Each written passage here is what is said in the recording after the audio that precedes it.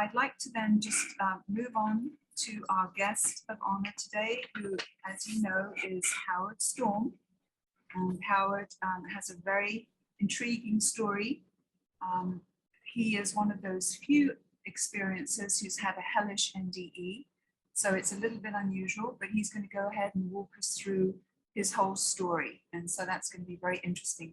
But before we actually get into his story, Howard, I was wondering if you would mind starting off with talking a little bit about your mission work, your missionary work in Belize.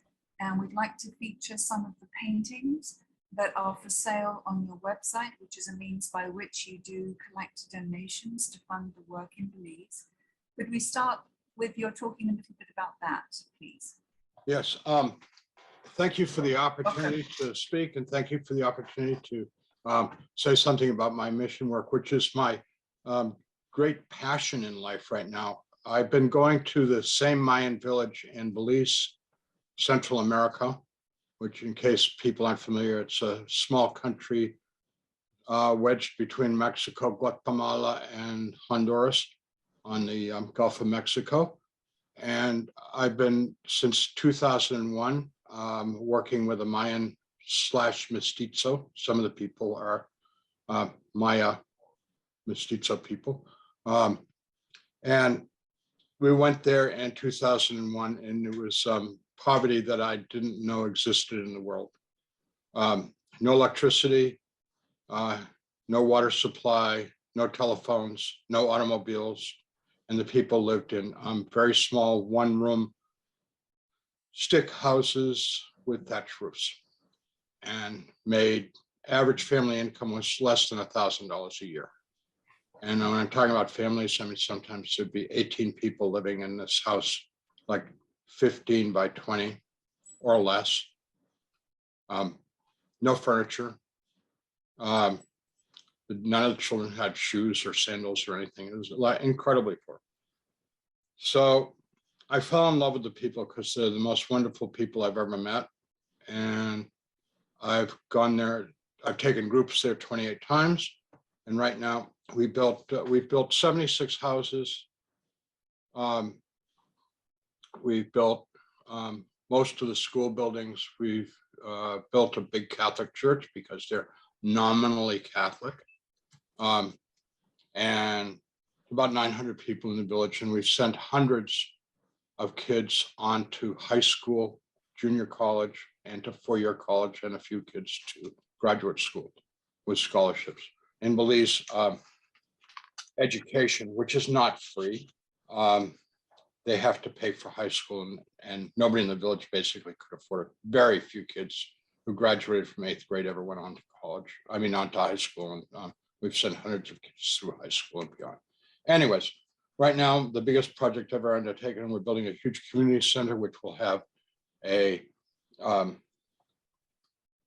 computer lab so that the high school kids have access to the computer. The people that don't know how a computer will be educated on how to use the computer, and they'll be able to get on the internet and do research and things like that.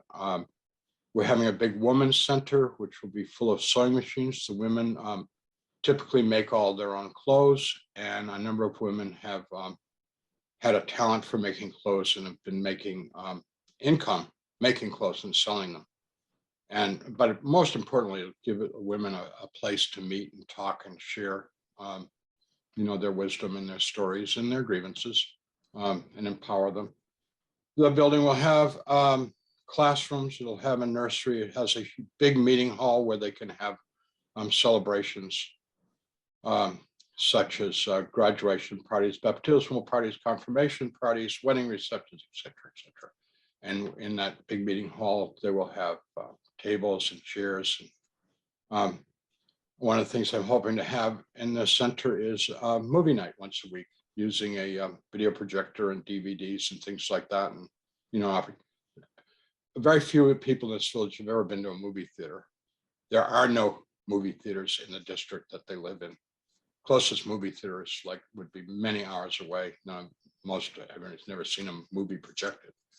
So anyways, it'd be quite something. The village has been radically changed. So we're building this community center Oh, I should include is have offices for the mayor and the elected council. Now the mayor and the elected council meet at picnic tables in their yard because there's no building big enough for them to have their meetings. And now they're going to have offices with desks and filing cabinets and gee, all the things that are like a government official, because the village council and the mayor run the village. They're all elected, they're all unpaid, and they run the village. There's no police, there's nobody else but them. Anyhow, it's very exciting. When the building is completely equipped, we will have invested about $200,000 into it. They're building it right now, and a week from tomorrow, they are pouring the roof. It's an all concrete building, and it will also serve the community as a hurricane shelter. And the building is large enough that we can get all 900 people in the village into this building, and it will, it's poured concrete, steel reinforced, block and fill.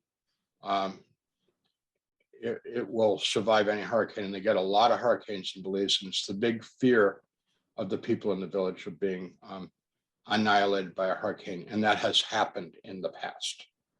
The village was wiped out many years ago by a hurricane, and every year they get really bad hurricanes. And I'd like to brag that none of the houses we built have ever lost a roof.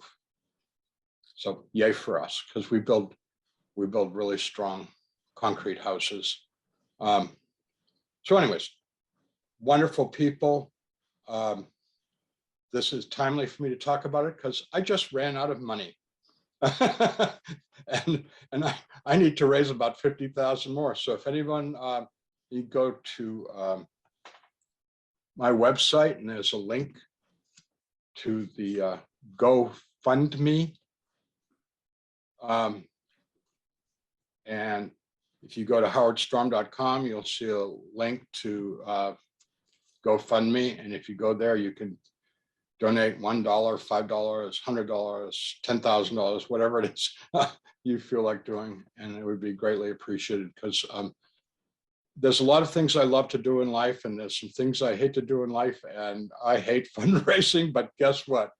You know, it's a dirty job, but somebody's got to do it, and there ain't nobody else willing to do it except me. So far I've raised maybe $120,000, $130,000. So I'm just going to keep at it until we get there.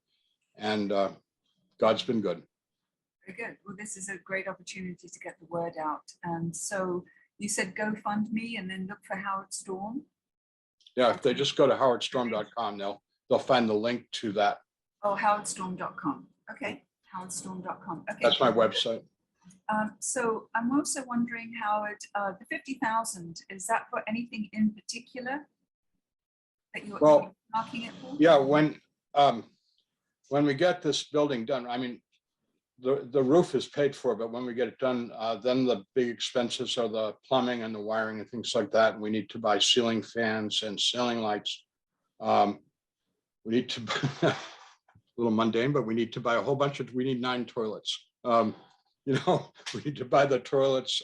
I'd like to tile the bathrooms, which is going to cost some money, because it'll be much more sanitary. They can be kept much cleaner if they're tiled. Not doing it for, you know, aesthetic reasons. We're doing it for hygiene. And when we get all that wiring and plumbing done, equipping things like, for example, the computer lab, I'd like to have 10 computers in the computer lab, because I'm hoping that it'll be very well used. Now, if you just say a computer is, you know, with the screen is $1,000 each, that's $10,000 just for the computers. Plus we need a couple printers, you know, blah, blah, blah. So anyways, it all starts adding up. In the Women's Center, they want some industrial, they want a couple industrial machines. They want a serge machine, because some of the women do serge machines, do embroidery, or so I understand. And then they want a number like 4 or 5 regular machines.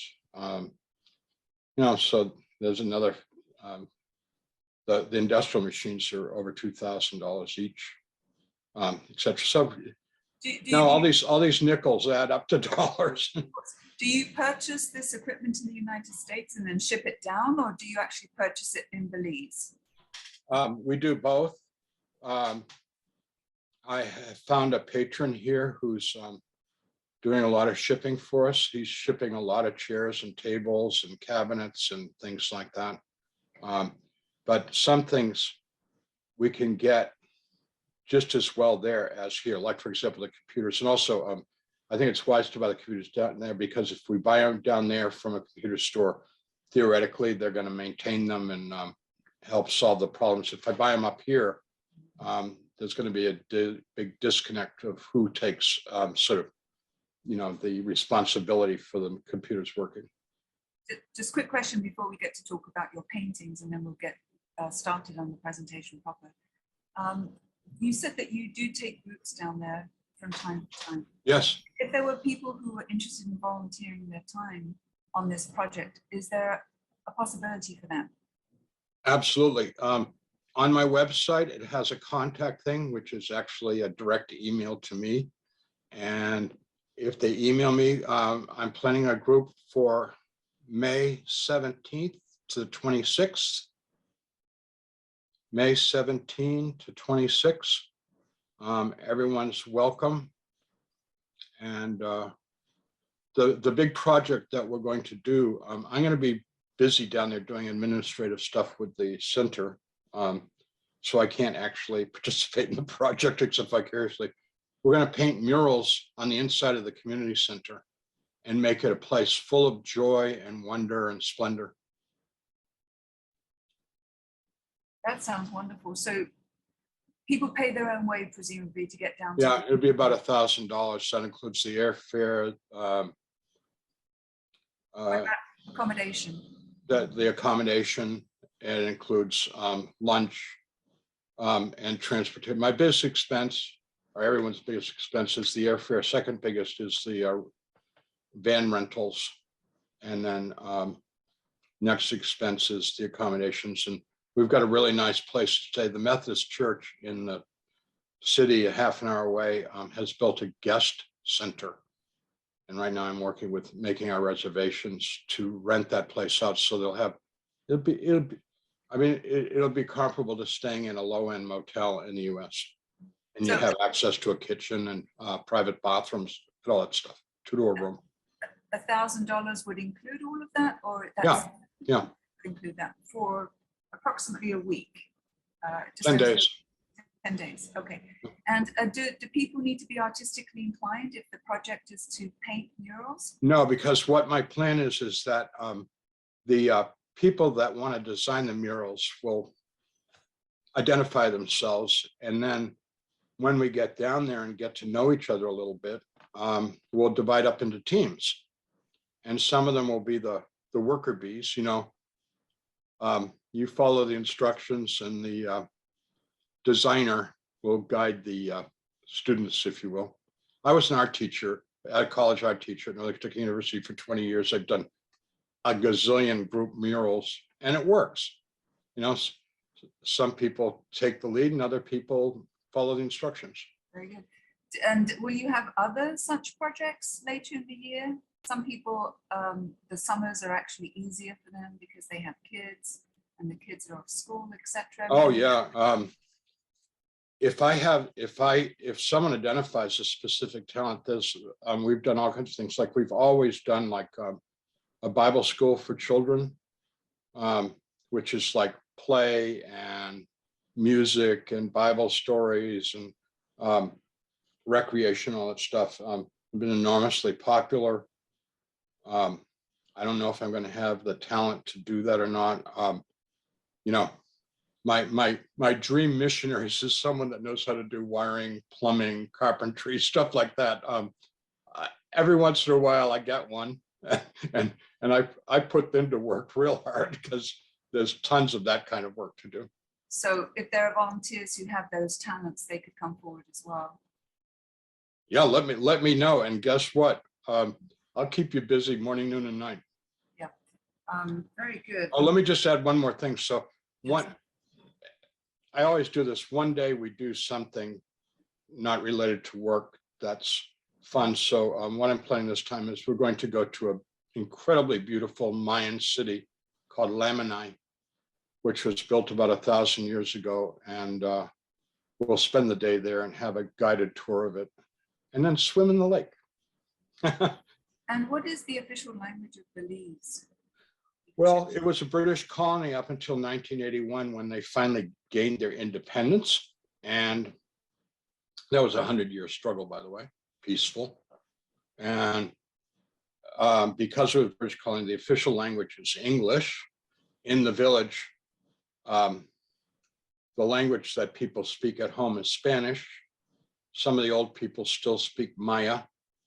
And most of the people in the village know a certain Creole patois, which I can't understand at all. So most people are quadrilingually capable, and but almost everybody in the village knows English and speaks English, some better than others. The people all talk to me in English because they know my Spanish is so lousy that once they start expressing complex things to me, what they're talking about. So they won't waste their time speaking Spanish to me, which is frustrating because I want to learn the Spanish, you know. Very good. All right, let's go ahead and let's feature your paintings. Mike's going to go ahead and share a screen so we can see some of the work. These are your actual paintings, is that correct?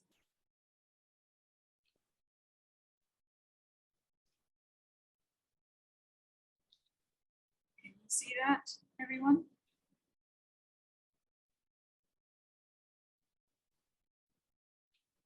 Can you just stop for, just stop, just stop for just a little bit if you wouldn't mind, Mike.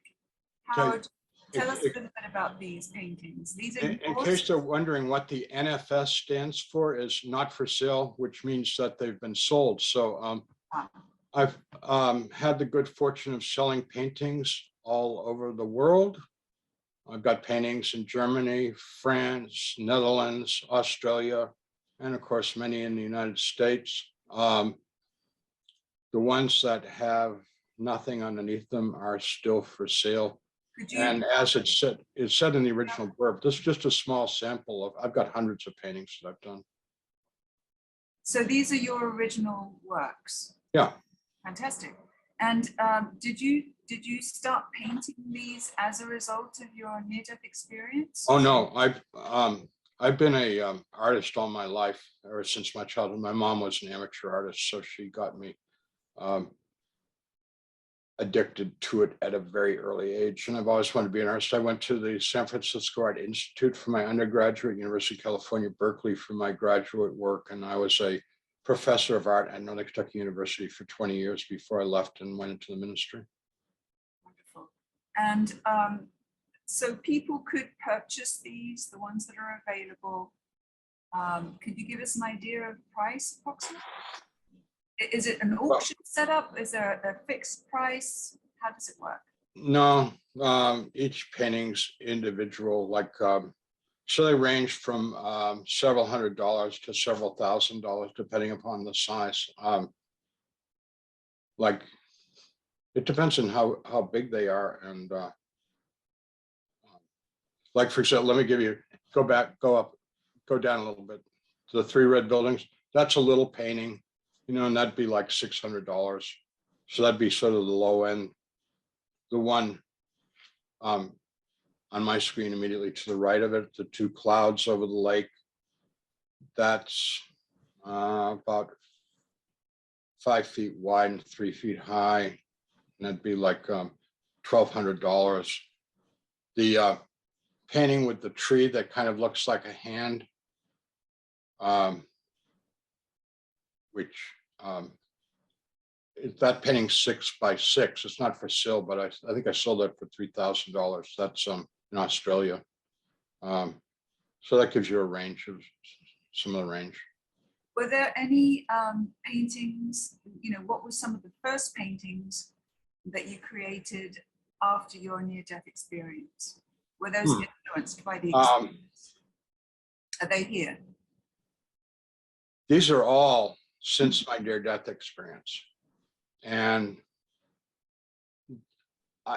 you could kind of break this little sample down into 2 categories. One are the biblical paintings, where I've tried to depict, not in a realistic way, but in a narrative way, important biblical issues. And then the rest of the paintings are these landscapes where I felt inspired, that I felt like the light showed me the love of God. And this may sound far-fetched, but all of these landscapes are my paintings of how I have found God in this world, which to me is a really important scene, because me, like the rest of you, we're all here, whether we like it or not, or whether we want to be, we're here in this world.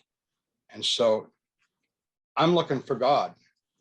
I'm looking for God's love. I'm looking for God's beauty. I'm looking for, the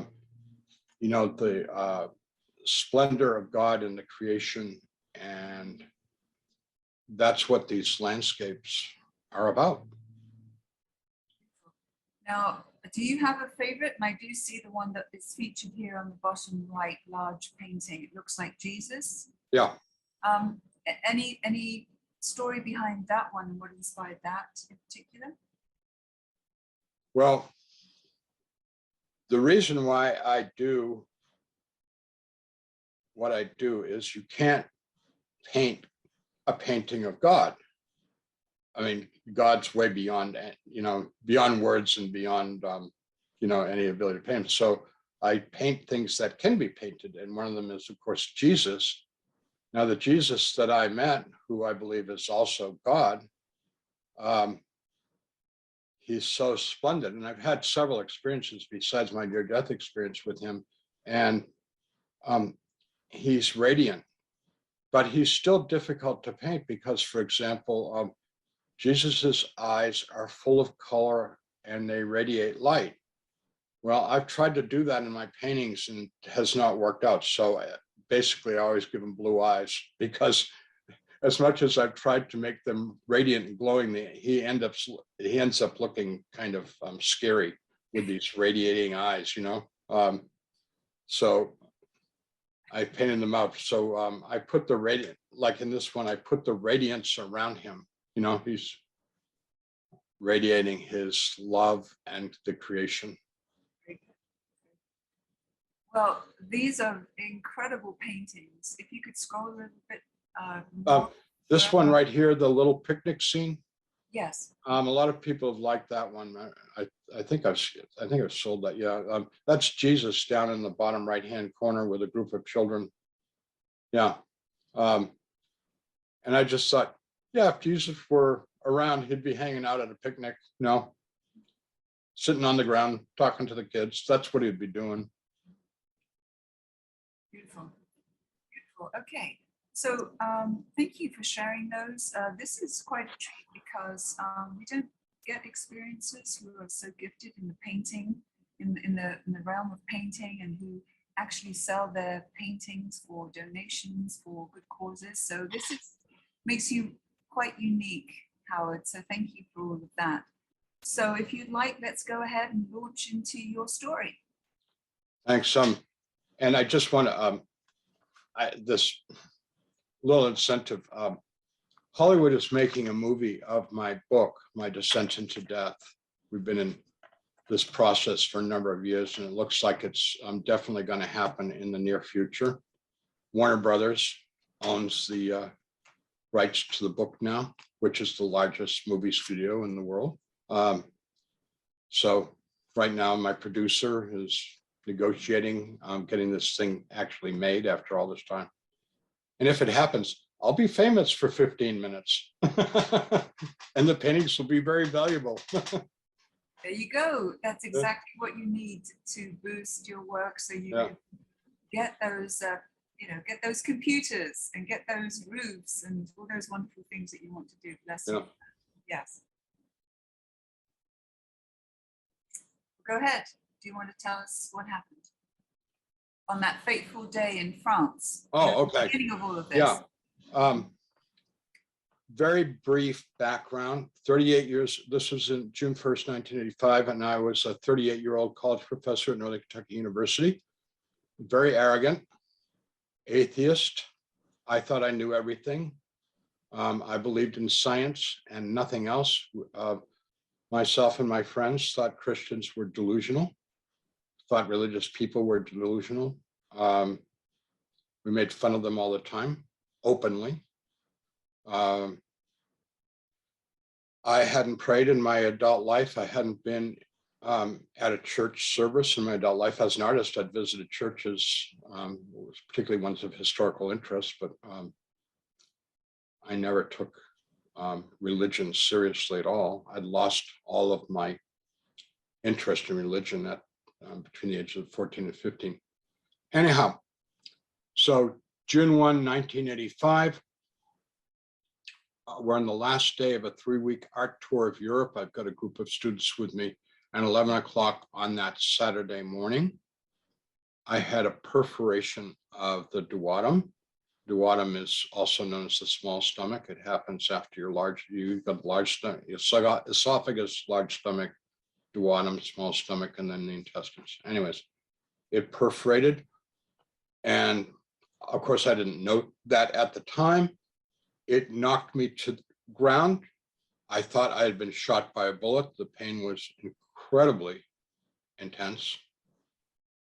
And I was in terror because I didn't know what was happening to me. And my wife called this is at our hotel, called the desk. They called an emergency service, and the doctor came right away within 10 minutes.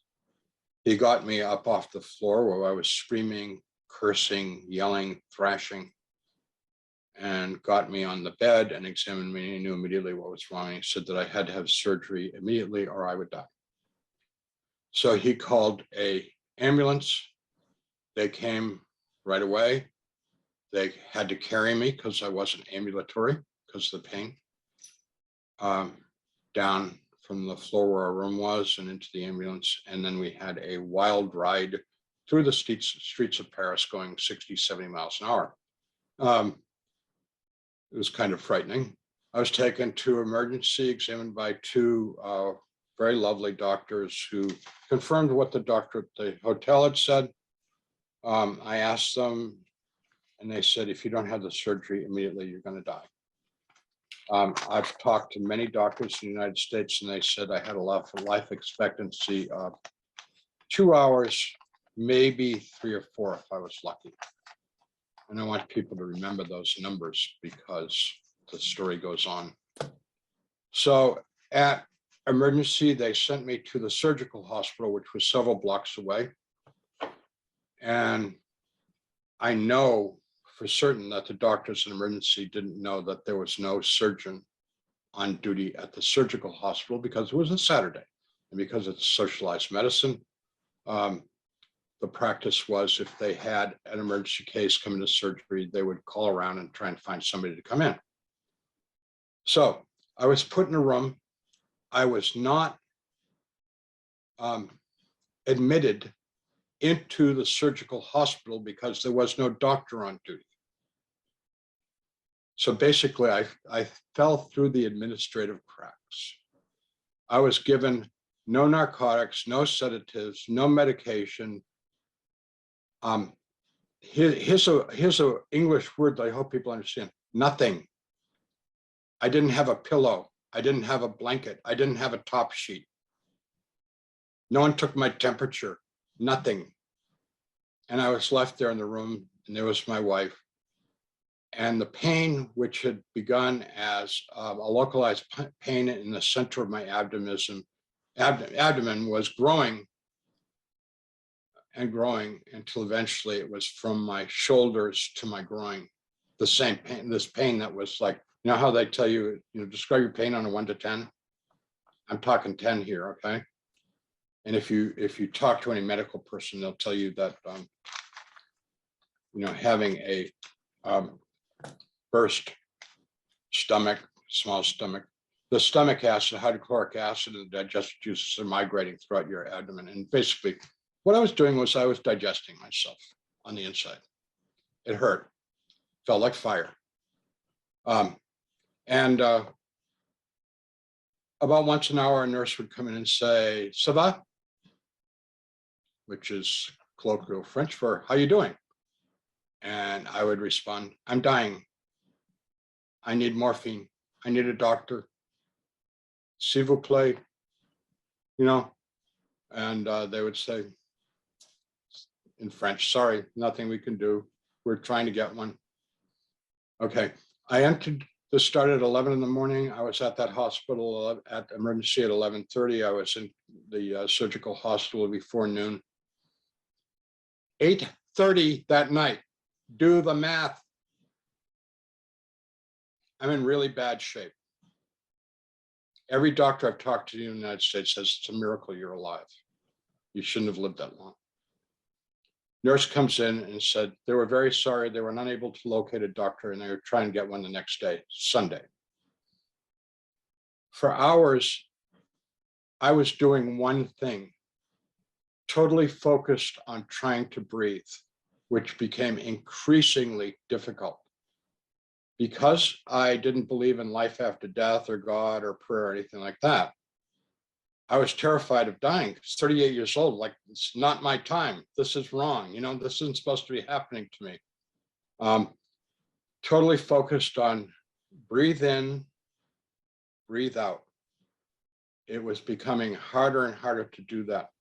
And one of the reasons why it was so hard to do is because every time I breathed, it aggravated the pain. Because when you breathe, you move your diaphragm, which, you know, is in your abdomen, and like, you know, just made it intensified the pain. So it's like really, really hard to fight the pain to do that.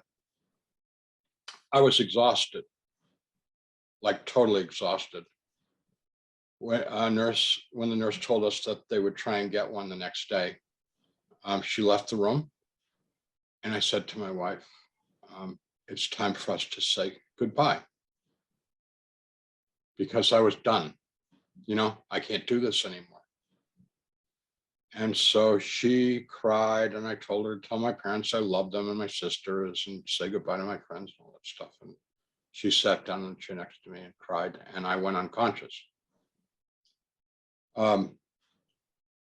Sometime after that, I woke from unconsciousness, and I felt better than I'd ever felt in my entire life. And one of the things that I did was I did a reality check of myself and my senses.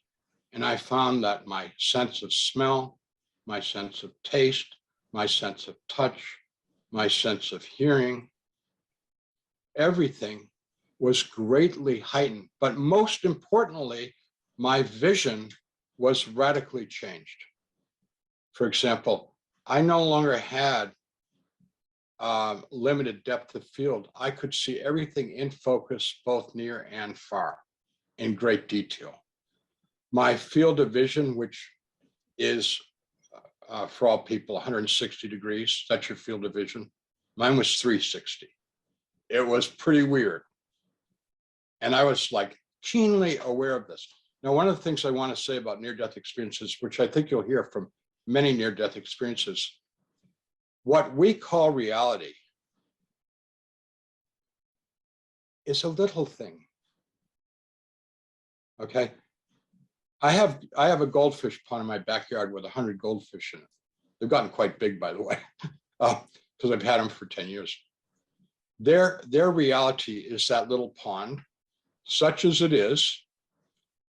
And I don't know how aware they are of like what's beyond the surface of the water. I know that if I stand over the pond and wave my arms, it might affect their movement a little bit. I know that the air temperature affects their appetite. Right now, they're pretty quiet because it's cold. But their little world is swimming around in a little pond. And you know what happens? Guess what happens? 2 or 3 times a day, food drops from the sky. And they eat it. And it not only does it keep them alive, but they've thrived on it. And they've gone from little bitty goldfish to great big goldfish. They look like koi. They're thriving in the pond. And I spend an incredible amount of time with my filtration system to keep the pond clean and the water aerated, because they need the oxygen or they will die. They'll suffocate if I don't aerate the water. So I have a do-it-yourself filtration system, and keeps the water clean and nice. You know, I don't want to commit a blasphemy here, but I'm kind of like, I'm the caretaker. I almost said God, but that's, I mean, without me, they'd all be dead. You know, they wouldn't have a life. And they aren't aware of me. I've tried to make them aware. I've tried telepathically to communicate with them, and I get nothing. I'm like, it's like I've gotten more out of trees than I've gotten out of my goldfish, trying to telepathically communicate with them. We are like those little goldfish. We live in this little thing we call physical reality. And we think we know a lot of stuff. We know nothing. We're idiots. We're stupid. Jesus told me we're babies.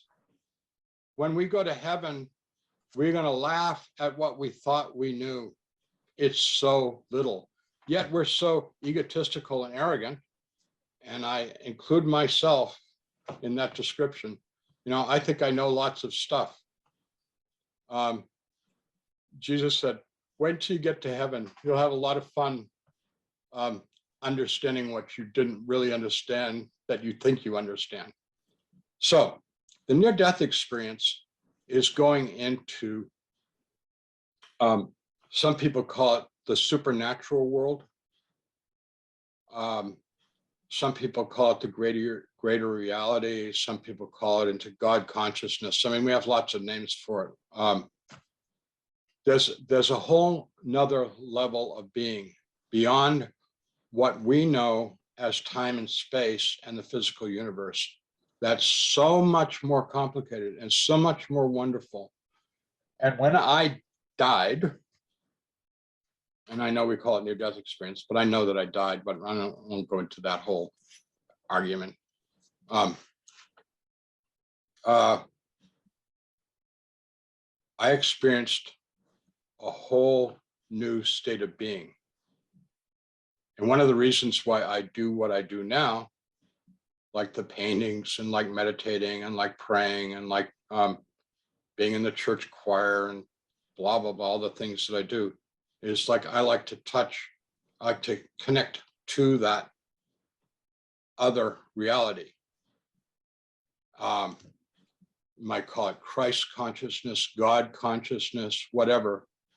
I call it the zone. I like to go to the zone. And when I'm in the zone, I may physically be here, but spiritually, mentally, I'm someplace else, beyond time and beyond space. Any of you that are musicians, any of you that are dancers, any of you that are involved in the arts, you know exactly what I mean. You know, any of you that are athletes, you know what I'm talking about, right? It's beyond words. So there's an opportunity to check into the greater reality, into the other. I didn't understand any of this. It was, to me, terrifying, confusing, frustrating, anxiety producing. And I tried to connect with my wife in that hospital room where I was like having this wonderful experience, and she didn't respond to me at all. I assumed she was very angry at me for dying. And I was very, very upset by seeing my body in the bed, because I was perfectly alive, more alive than I've ever been in my whole life, standing next to that body in the bed. I heard people calling me by name, and they were outside the room, and I went over to the doorway of the room, and they were saying, Howard, hurry up, come with us. And I said to them, I'm sick, I'm supposed to see a doctor. I don't know what's going on here. And they said, we know all about you. We've been waiting for you a long time. Hurry up, come with us. So I assumed they were going to take me to a doctor. I'm trying to tell all this really quickly. So I'm cutting corners here. So I left the room with real hesitation. But of course, being a man at that time, I never listened to my intuition, which is like a huge mistake. Now I try and listen to my feelings and my intuition all the time. And they took me on a very long journey into complete abject darkness. So And Howard, you thought you were still alive and they were going to take you to the doctor, or were you aware that you had passed at that point? Or were you confused? the dead body of me in the bed made me very aware that I was dead. I hadn't seen a doctor all day. Nobody to pronounce me or anything like that. So in that darkness, those people turned on me, and to assimilate me into their world, they tore me apart. Because in that world of darkness, there's no hope, there's no joy, there's nothing to do but to dominate. And if you were to read the theologian Walter Wilk, for example, he would say the great sin of the world is the desire to dominate. And we certainly see examples of that happening right now in our own time, of nations trying to dominate other nations. And we've all experienced it in our interactions at school and in work and family, etc. Well, they had their way with me, and they did terrible things to me, which I don't like to talk about, so I won't go into that. But because of my hypersensitivity, which I already described about having all of my senses heightened, it was exquisitely painful. I mean, I can hurt myself in this world, you know, and I've gotten pretty good at pain management. You know, I'm not really not hurting myself at all right now because I'm not a masochist, but they were masters of domination, of inflicting pain. And eventually I could no longer defend myself, and I was lying on the ground of that place. They had pretty much lost interest in me. And I heard a voice. I don't know where it came from. To this day, I've never tried to analyze it. I believe it was from God. And it said, pray to God. And I thought, I don't believe in God, I don't pray. The voice said, pray to God. And I thought, I haven't prayed my whole life, which wasn't true. I hadn't prayed my whole adult life. And the voice said, pray to God, pretty emphatically. And I thought, okay, when I was a kid and went to Sunday school, we prayed. What was it? And I was trying to remember prayers, and I couldn't remember anything. And I remembered the Pledge of Allegiance and the Gettysburg Address and Shylock's speech and the Merchant of Venice. I remembered lots of things that I'd memorized, but I couldn't remember any prayers. And I finally came upon two phrases, not the prayers, two phrases. The Lord's my shepherd, and our Father who art in heaven, hallowed be thy name. I remembered those two things, and so I said them because that's all I had. And when I did that, the people that were still around me, screaming in most vulgar, obscene way that you cannot begin to imagine. I've never heard anything like this in this world. That there is no God, nobody can hear me, and they were going to do much worse things to me if I didn't stop immediately. But concurrent with them threatening me, they were rapidly retreating away from me in the darkness because they couldn't bear what I was saying. They did not want to hear it. Now, these were people, they weren't demons. They were my kindred soul brothers and sisters in this place. And God had given me the privilege of getting to meet them. And eventually they were gone, and I lay there, and in this place, there's no time. And I thought about my life, and as a teacher, after I thought about my life in great detail, I came to the conclusion that I had flunked the class. I gave myself a big fat F for life because I had no idea what life was about.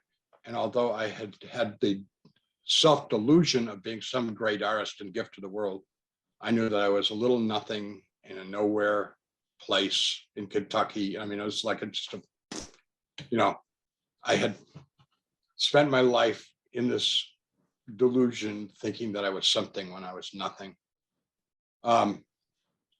which is the case for 99.999% of us.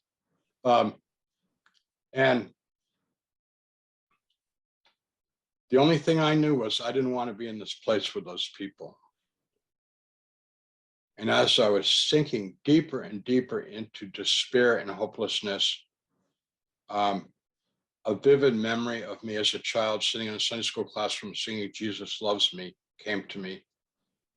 And I could see it, I could feel it, and most importantly, I could feel that as a child, that was something that I believed in practice. For example, at night when I would have nightmares of the lions and tigers and bears that come sneaking out from under your bed and out of the closet late at night to nibble on you. Remember them, and the alligators? I would pray to Jesus and they would all flee. So that was all I had. I had the ammunition of a child. So I let him have it. And I said, Jesus, please save me. And to my incredible surprise, he came. He took me out of that place. Now I'm really abbreviating all of this. He took me out of that place and he befriended me, lovely guy. And he called over a group of angels and they gave me a life review. And then he invited me to ask my questions. And I asked him everything that I could think of to ask him, which is a vivid part of my memory of my near-death experience. And then he gave me the bad news that I had to come back to this world and try and live differently than I had in the past. So after a big, long argument with Jesus, and I argued as vigorously as possible not to come back to this world, because like nobody with the brain of a paramecium would come back to this world once you've gotten a glimpse of heaven. I'm quite serious about that. Nobody comes into this world because they want to, because it's such a rotten, evil, base place. I mean, this is the sewer of the universe, friends, whether you want to hear it or not.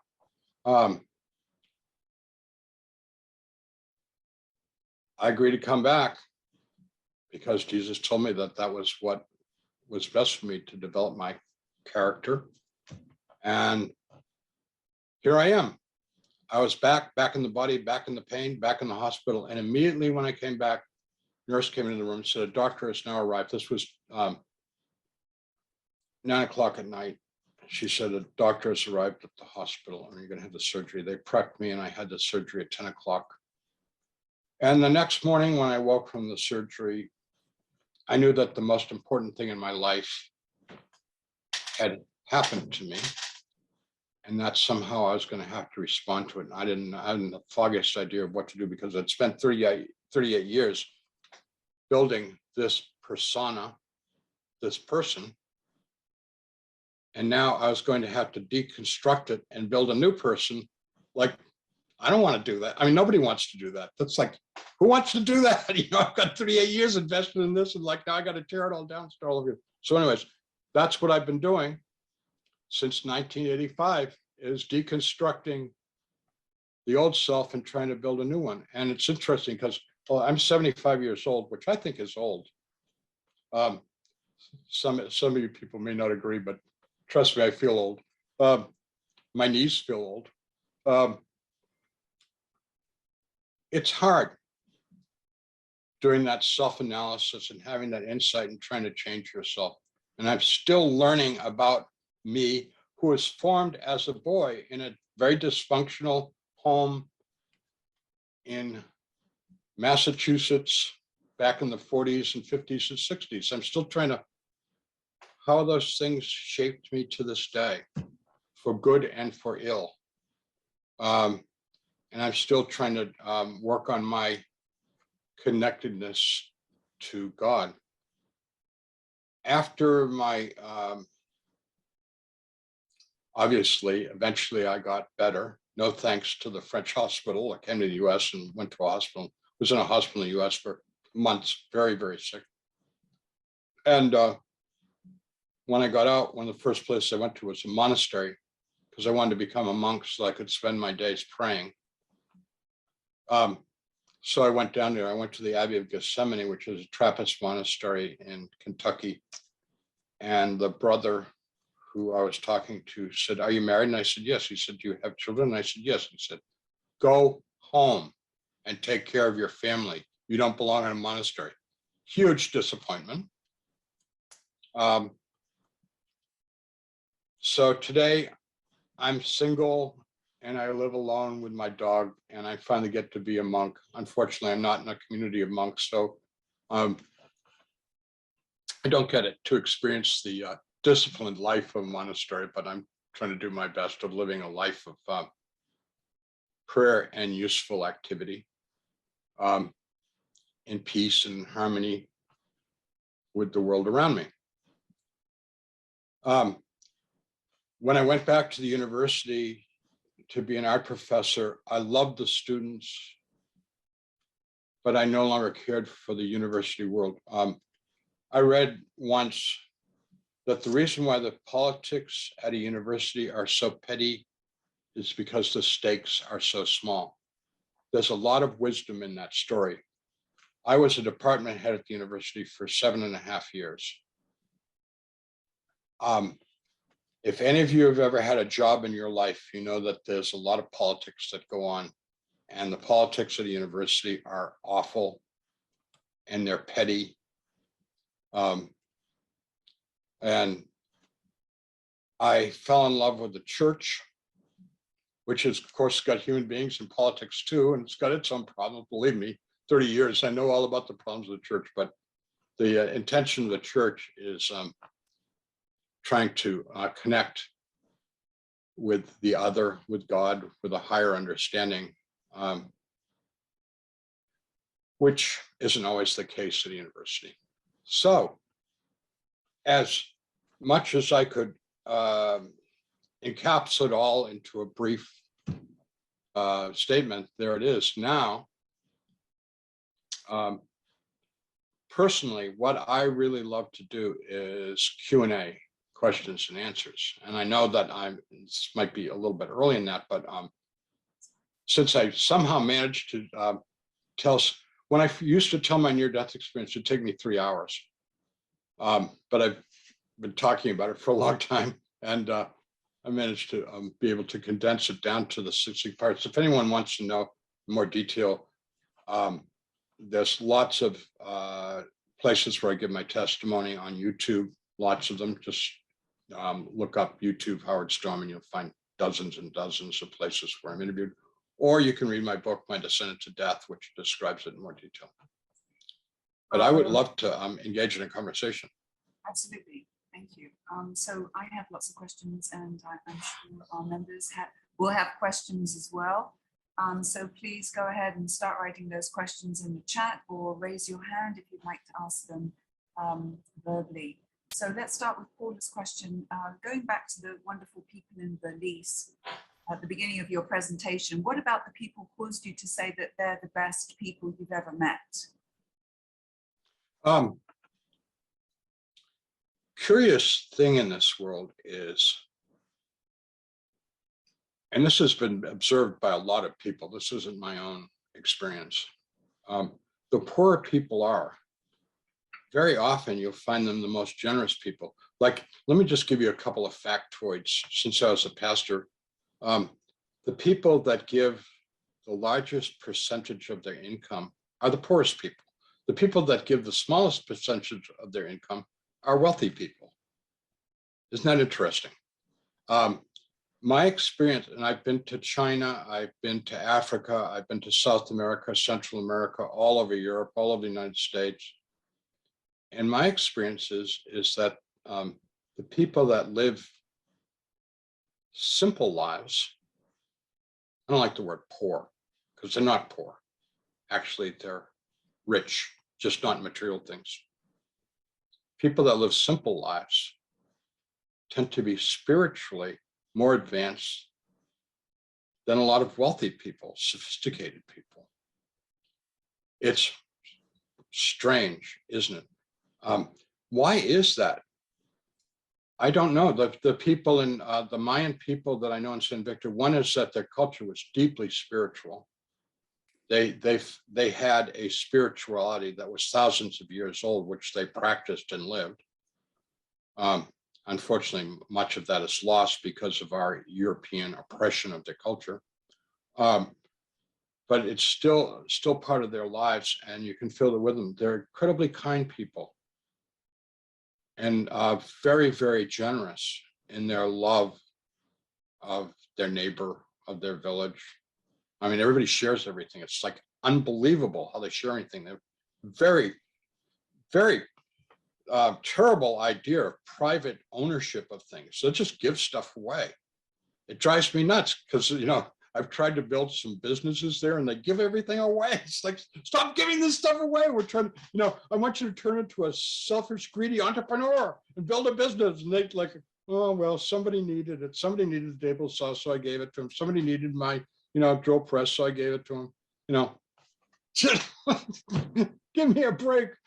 You know, that's taking it, of course, to the other extreme, and they're giving everything away. But I wonder if I could just, you know, your point about how people who have very little, as it were, people who are very humble, are the ones who are the more generous than people who have a great deal that they can give away. I wonder if it has to do with hardship to a certain extent.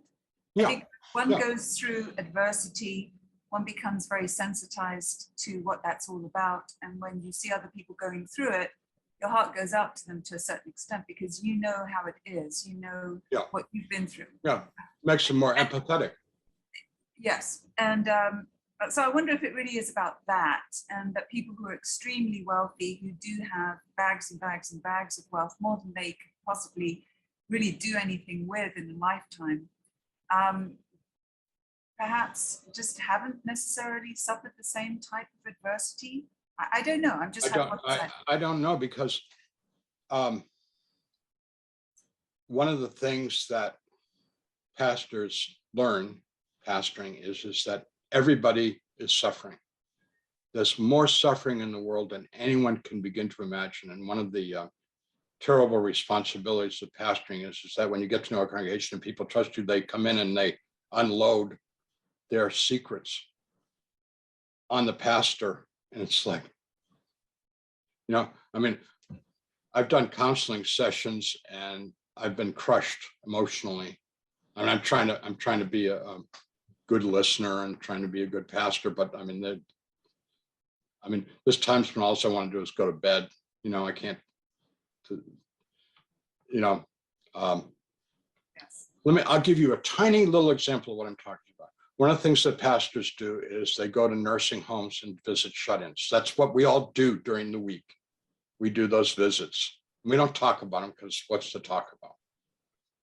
And you go to a nursing home and you visit a sweet, saintly old person. It's typically a woman because most of the people in nursing homes are women. And you ask them, have you seen any of your family lately? Now, this is like all their family lives within a few miles of this nursing home, okay? And they go, no, I haven't seen anybody in 2 months.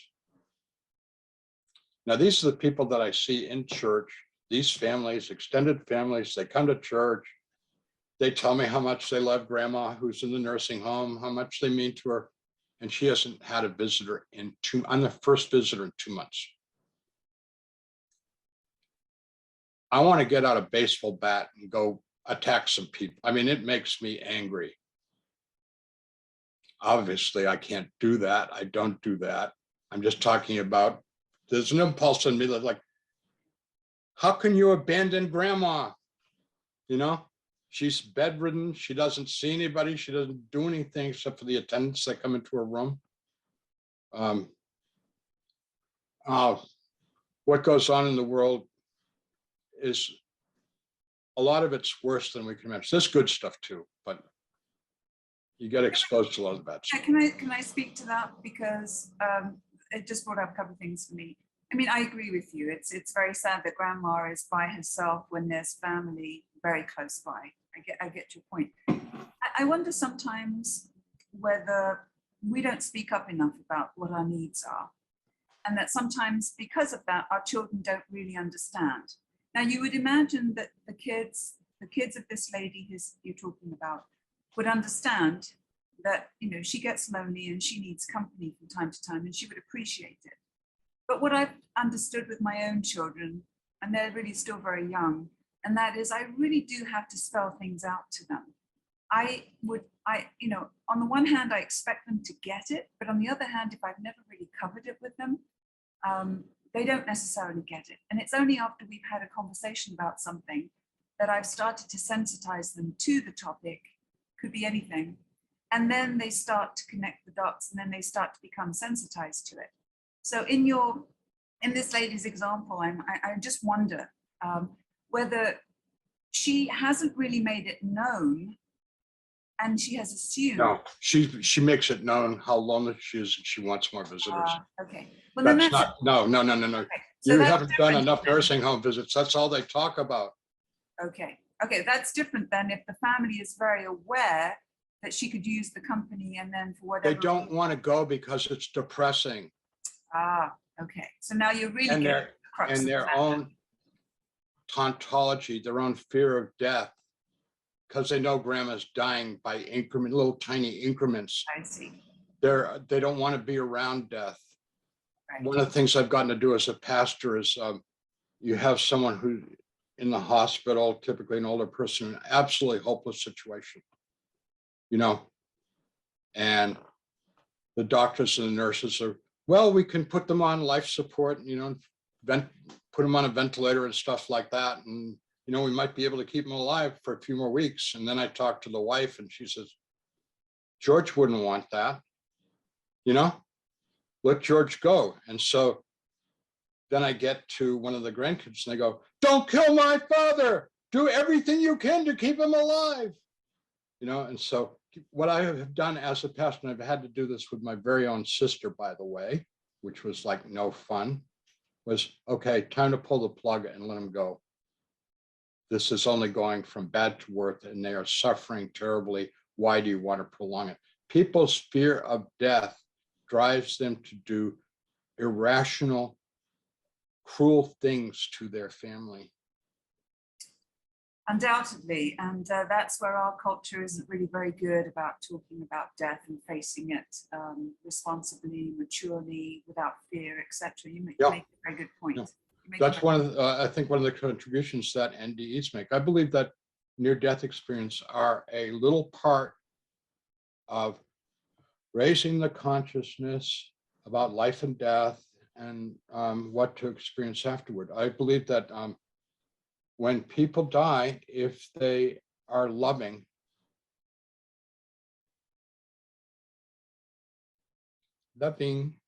L-O-V-E, I'm pointing to my sign behind my head here. If they are loving, they're going to the love place, also known as heaven,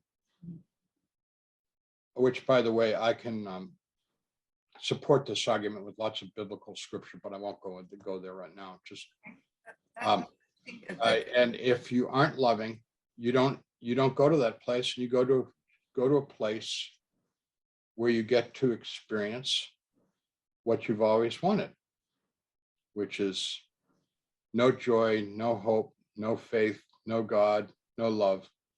And hopefully, the people there in time go, this really sucks. I don't want to be here anymore. And they call out and get pulled up to heaven. It's a very big good point, Howard, because some of us, and it segues very well to this next comment and to the one that comes after it as well. And that is that some people's near-death experience is not hellish at all. So yours is unusual in that respect. But also there's the understanding, they come back with the understanding that judgment does not take place. In fact, we judge ourselves. Yes. And in some cases, the knowledge that comes back, or what they impart, is that hell doesn't exist. You know, the devil doesn't exist. You mentioned three things. Let me start with the second one. Okay. We judge ourselves, but we judge ourselves ultimately with the light of God, which is truth and no more self-deception. So we don't just get to pretend we're good people, which is what most people do in this world. They pretend they're good and they're not very good at all. They're very selfish.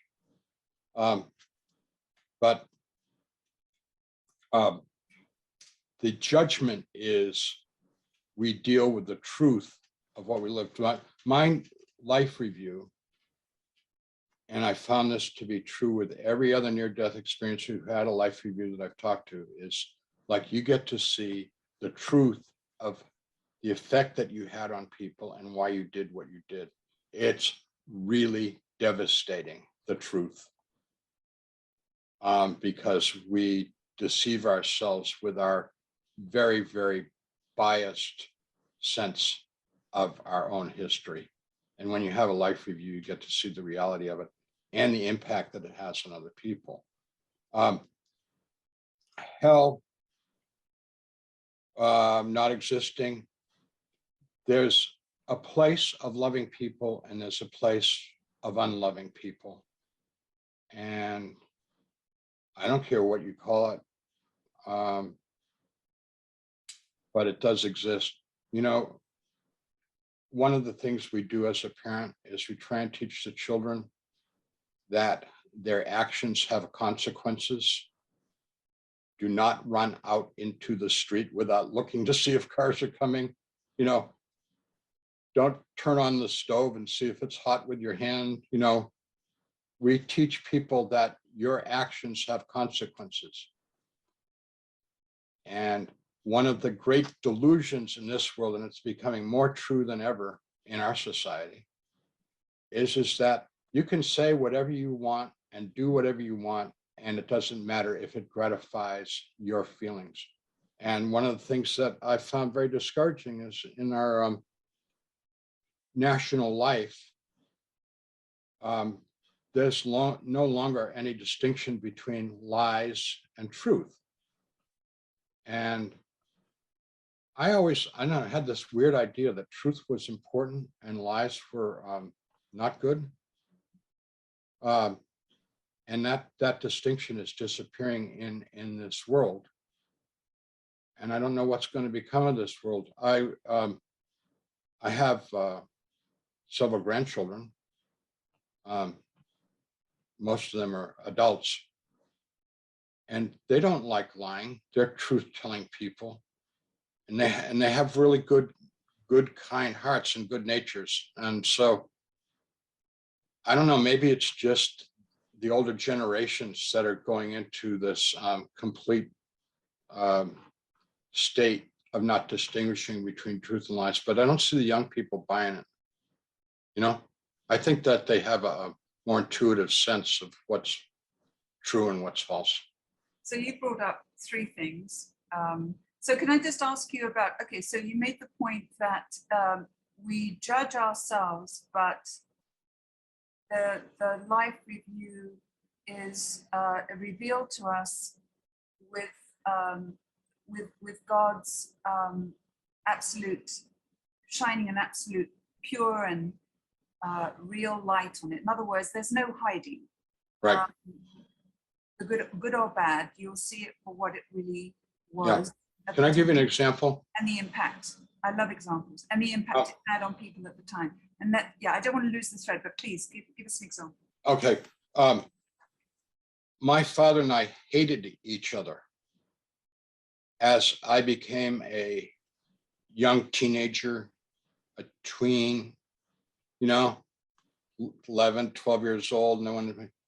Our relationship was just constant animosity towards each other. I always saw myself as the victim of a tyrannical, mentally ill father, which he is. I mean, he is that. When I was shown my life review, I got to see how I helped produce that relationship. When my father was mean to me, I resented him. So I began to withhold my love and my cooperation from him. So I was sabotaging the relationship. My father, deep down inside, I was his only son, and he was He was a misogynist. I mean, he thought, the son was like, the great hope of his life, not his daughters. And he made that really clear. And my father told me many times later in life that I was the biggest disappointment in his life. And I believe that to be true because he wanted me to love him.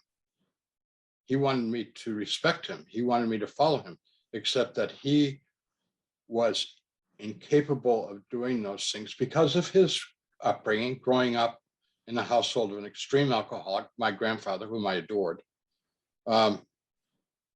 Really charming guy, his dad. And he didn't know how to appropriately interact with people. I saw that. And so after my near-death experience, I was determined to become my father's best friend, and I was. And I could not change him. I couldn't fix him. He was the same difficult personality, to put it mildly, that he always was, but I became his very best friend because what I stopped doing was I stopped judging him. I stopped interacting with his inappropriate ways and became incredibly tolerant and loving towards him. And the irony was my mother and my sisters deeply resented the fact that they said multiple times to me, how come you and dad are best friends? You used to hate each other. Very interesting. What it brings to mind is that your near-death experience, your life review in some ways did for you what good therapy does on this realm. Exactly. So in other words, as children, we have a particular perspective. We don't see both sides of the story. We certainly don't see our own behaviors.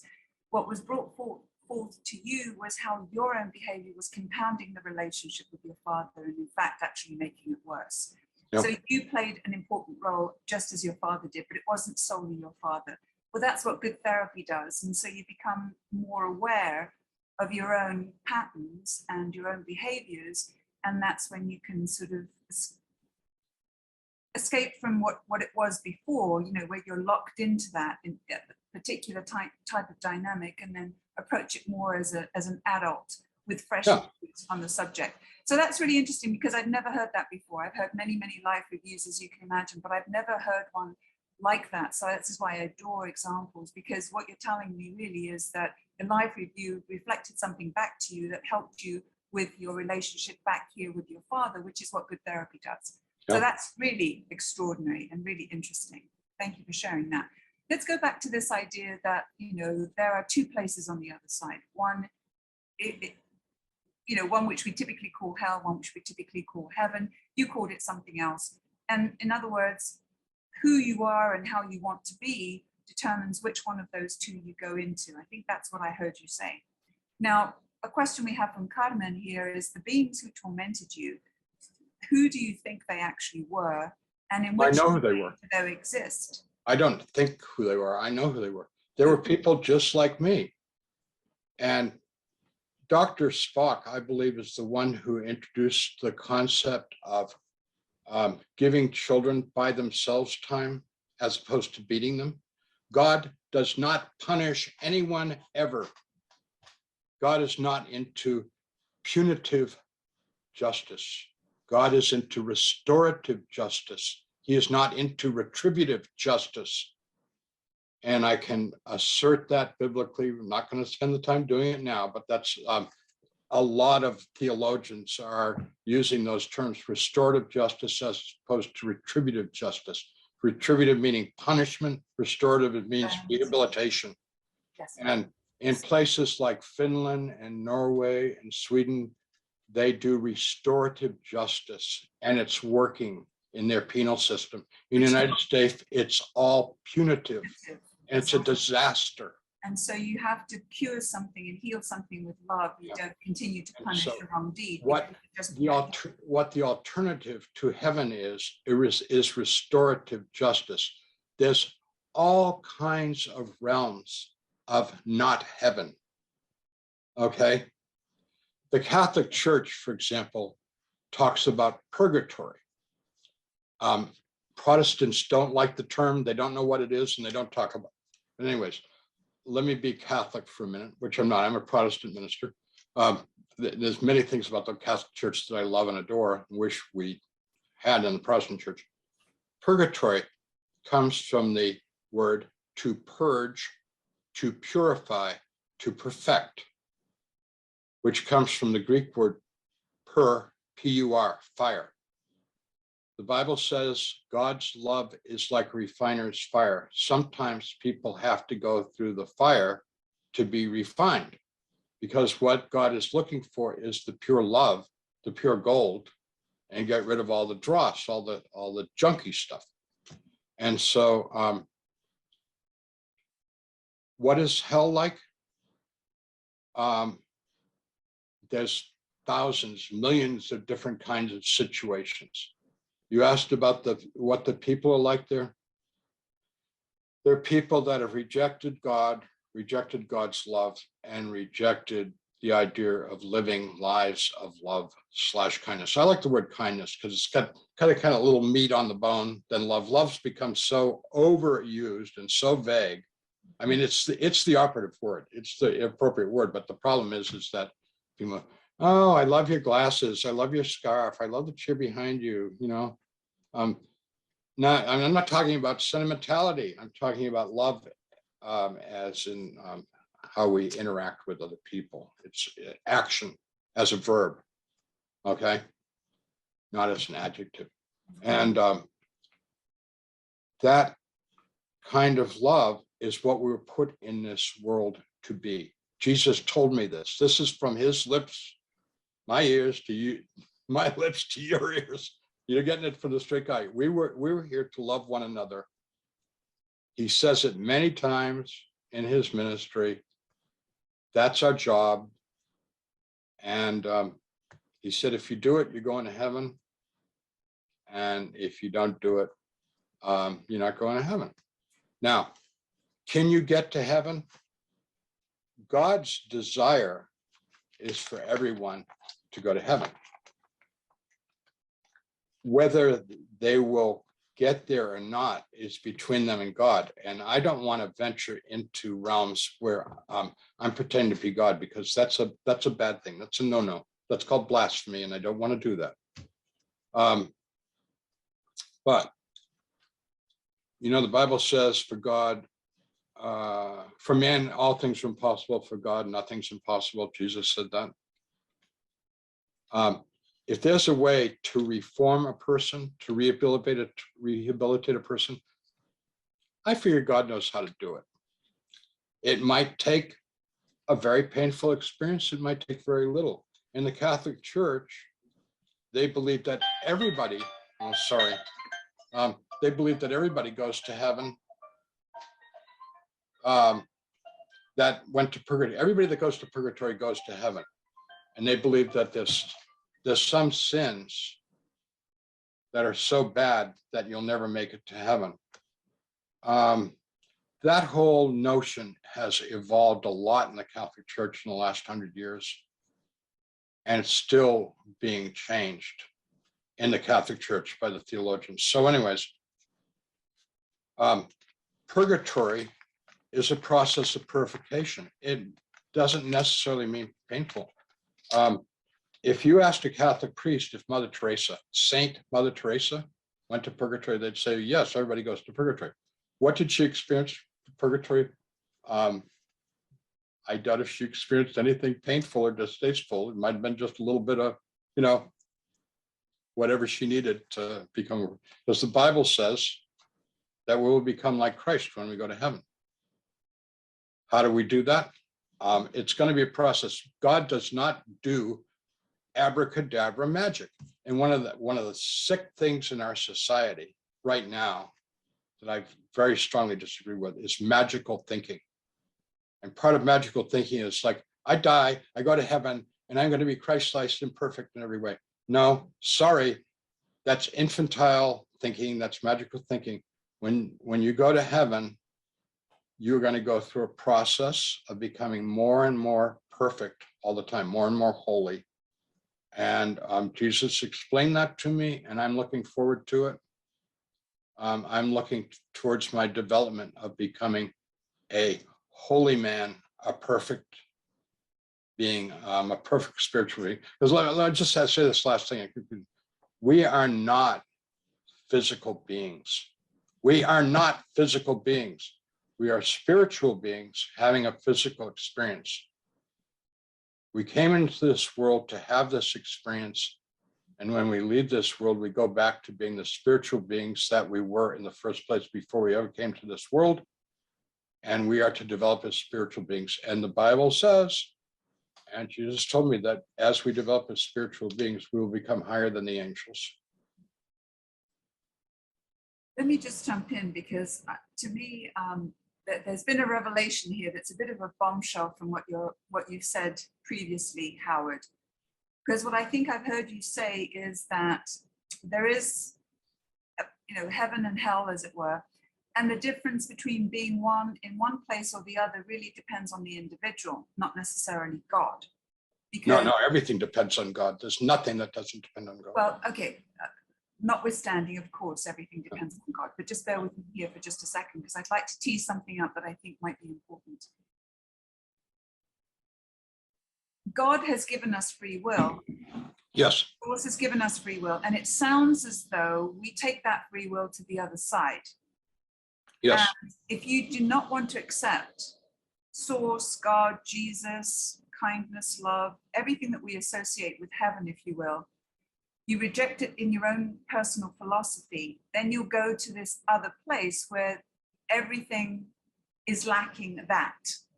No, but you have all the free will in the world out there.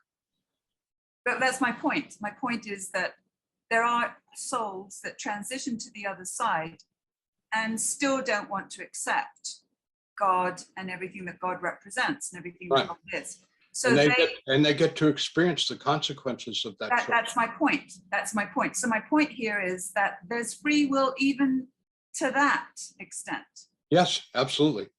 That's a real bombshell to me, and that's a good news in the sense that we're led to believe, and I was brought up a Catholic. We're led to believe that we're either good people here or we're not, and we're judged based on how we behave when we're here.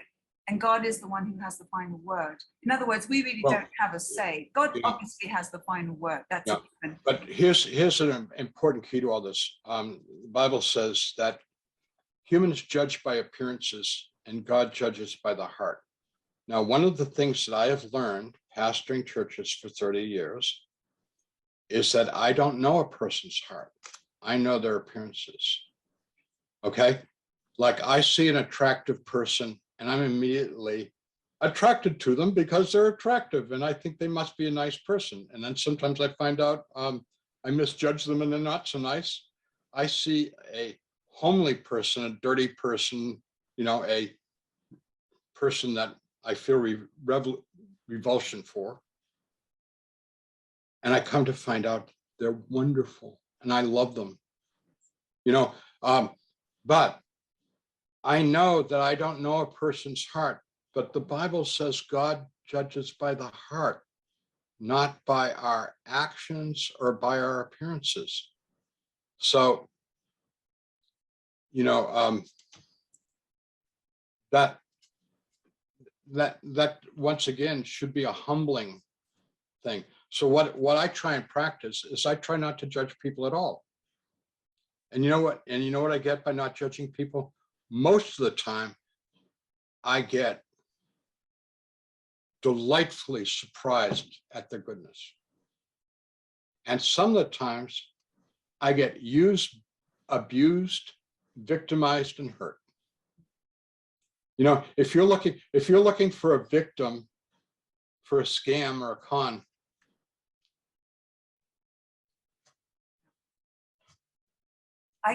please don't. I'm not inviting you. I came across something just recently, I think it's in the Course in Miracles, that talked about the opposite of love. These are my words, but the opposite of love is not hate. It's more forgiveness, but it's actually more not judging or judgment. So excuse me, the opposite of love would be judgment. I would say, to me, I'm not going to argue against that because I think that there's wisdom in that, but I would say the opposite of love is apathy, indifference. Like, for example,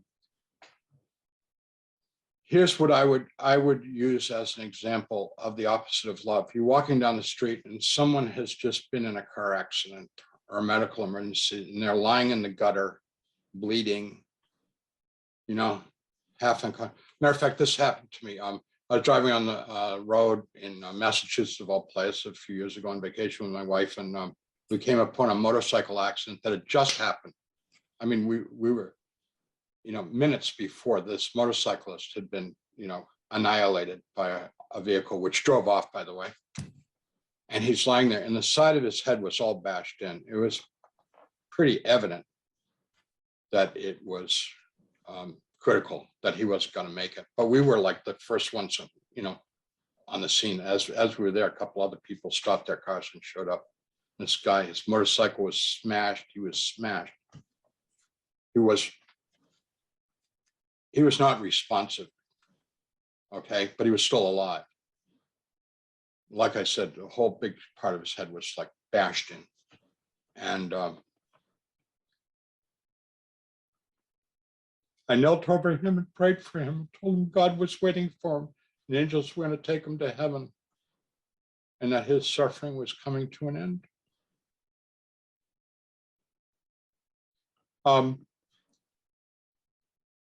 I would call that an act of compassion.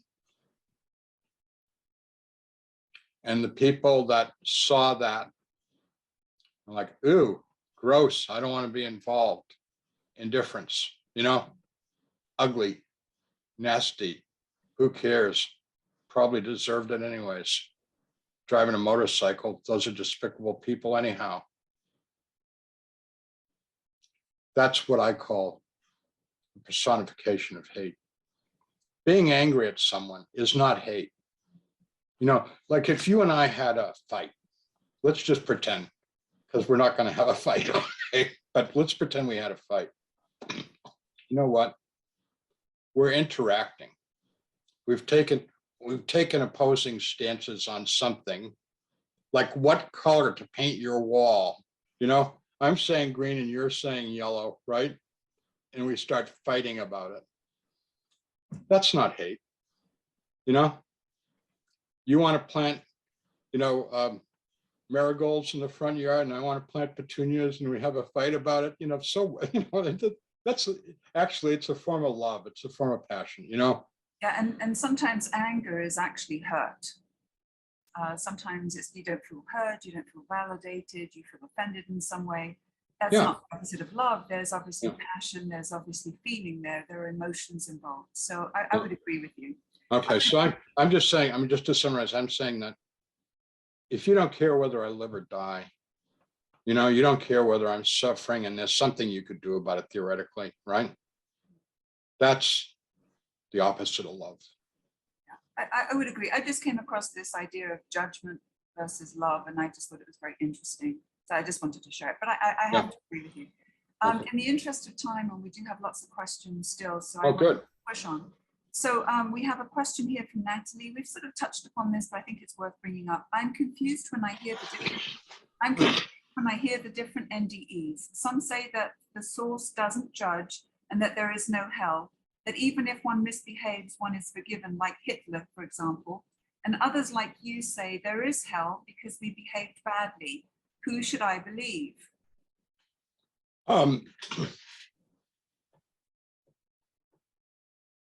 Well, first of all, I would say believe the scriptures, because the scriptures are a collection of wisdom that were compiled over a period of 3,000 years and have, since they were compiled 2,000 years ago, have been validated by a lot of brilliant people in the past 2,000 years. And when I talk about the scriptures, I'm talking about particularly the Gospels of Matthew, Mark, Luke, and John as being really true. And also, I would say, believe your experience. Bottom line is, are there consequences to what you do in this world, or are there no consequences?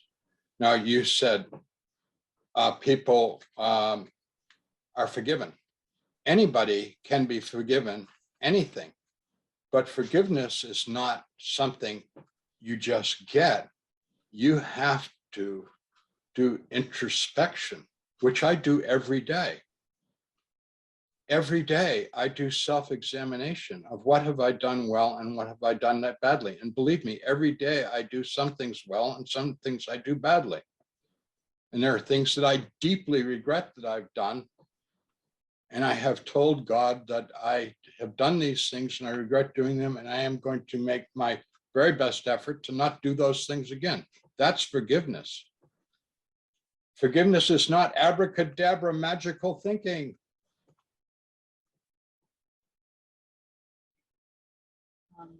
Well, you know, that Natalie brings a question up that is a huge one when one sort of thinks through this whole metaphysical and the NDE experience. I can tell you this, it's something that has puzzled me for a very long time, but I think today I feel that I'm walking away with some understanding. I feel as though I've had some sort of an epiphany, and you've helped with that, Howard, and that is the following. I do believe that God is gracious enough to give us free will on this plane, probably on every plane, even to the point where we pass and go through the veil from this existence to the next. And that if you do not want to take on board, espouse, believe in his values and everything that that entails, you have the choice. And if you choose not to accept it, then you are relegated or you go to this other realm. Yes. Now, before I didn't really know what to make of that because I was in the same sort of confused state, but it now makes sense to me. So, and it would make sense because people in heaven, the souls that make it to heaven, there's a particular protocol. You know, there's a set of guidelines and rules. There's a code and an honor code, I suppose, of sorts there. And if people aren't willing to sign up and buy into it and accept it, then they really don't belong there because they would spoil it for everybody else. Absolutely, absolutely. My kind of very basic words on it, but I don't know how else to express it. So you have to be on board to be able to make it in. And if you're not willing to espouse those values, then you don't belong there anyway. So therefore, you're not going to get admittance. The interesting thing is, though, it sounds as though God is gracious enough that if you're there, if you're in this other negative realm for any length of time and you don't want to be there anymore, and you're in your heart of hearts, you're being sincere and repentant, that then he gives you an opportunity. It's not forever. Right. What do you think of that? Absolutely. I think you nailed it. So very you know, interesting. I've been joined by my teacher. Yes. And I don't believe in coincidences. My teacher has no free will. He has a nature which is incredibly loving and forgiving. And that's why I call him my teacher. I want to have his lack of judgment. He has no judgment. I mean, this guy has no judgment. You know, he loves everybody and everything. I mean, he's, you know, he is Christ-like. He is Christ-like. And but we're all trying to become more like, aren't we? That sort of Christ consciousness. Yeah, and he's kind of simple. Now, I don't want to talk him down, but he'll do anything for a treat. He would jump off a building, jump off a bridge. If you held the treat out over the edge, he'd oh, I'll go for it. I don't care that it's an 80-foot fall. You know, I mean, so in some ways, he's not the brightest bulb in the box, but he's a good boy and he's a wonderful companion. And you know, one of the things that I enjoy is like he's always happy to see me. Yes, and the unconditional love. Unconditional love, and that's why I did a talk in Austin, Texas, NDE group, and we were talking about the wisdom of the end. What did you learn the NDE group? So I began it with a photograph of him, and I talked about him a little bit. And the dog lovers in the group totally got it, and they like applauded me when I talked about this dog. Yeah. Well, it's interesting. Afterwards, someone came up to me and they're very angry. It's like, why did you talk to us about a dog? I came here to hear about wisdom, and you talked about a dog. Because he's teaching me.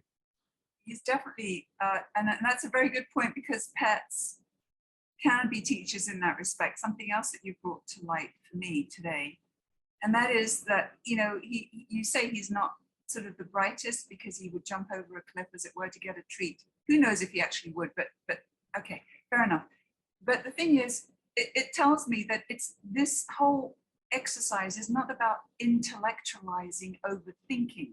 Yes. Almost as though you have to take the brain and the intellect out of it. Yes.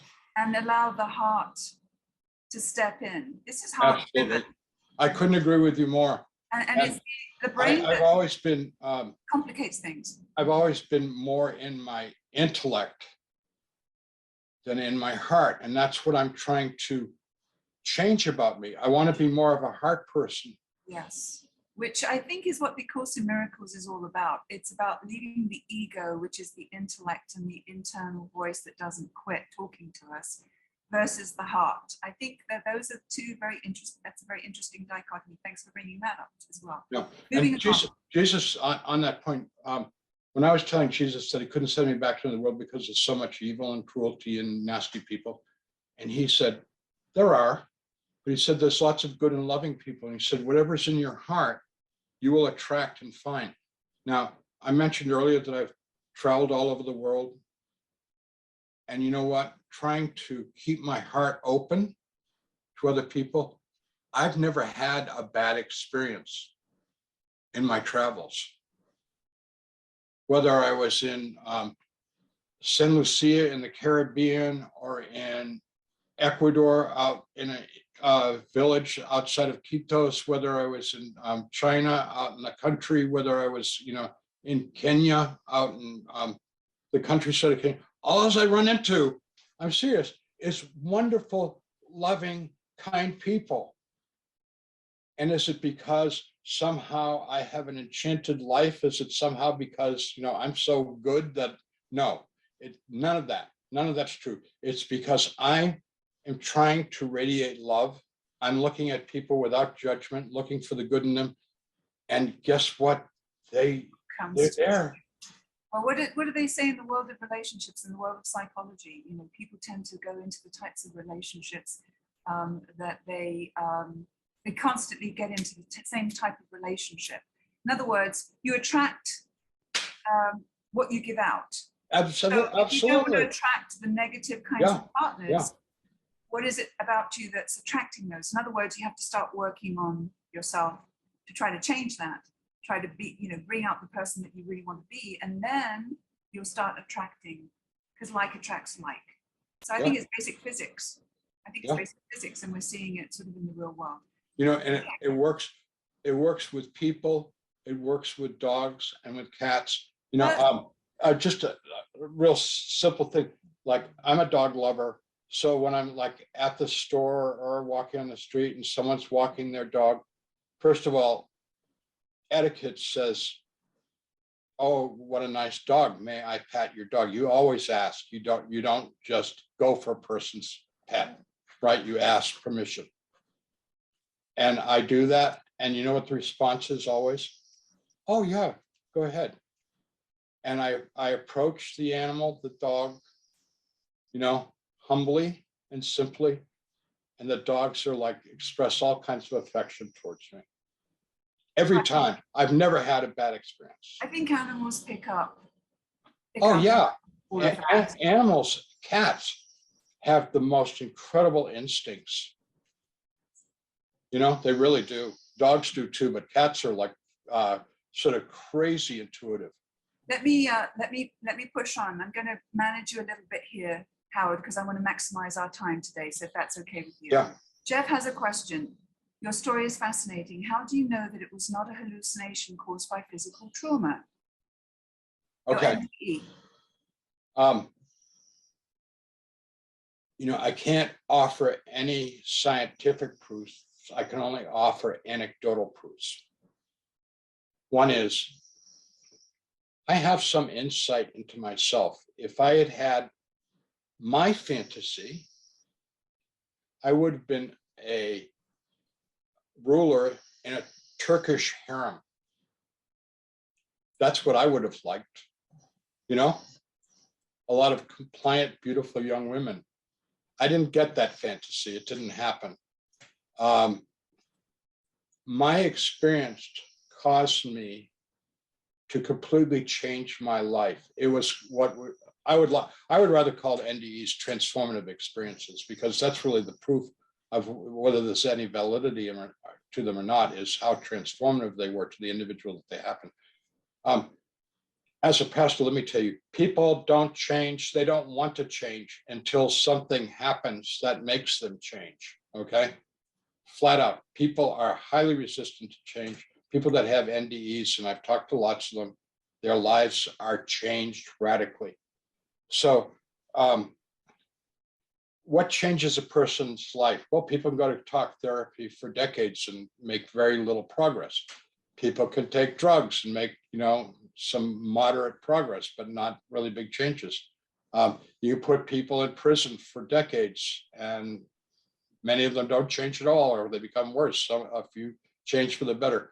NDEs, like what happened to me when I was experiencing, I can't speak for all NDEers, but I think that in a way, this is similar. What happened to me when I was in the trauma of dying, suffering worse than you can imagine? What happened to me? My life was changed and filled with love and hope and faith and joy, and an understanding of where that came from.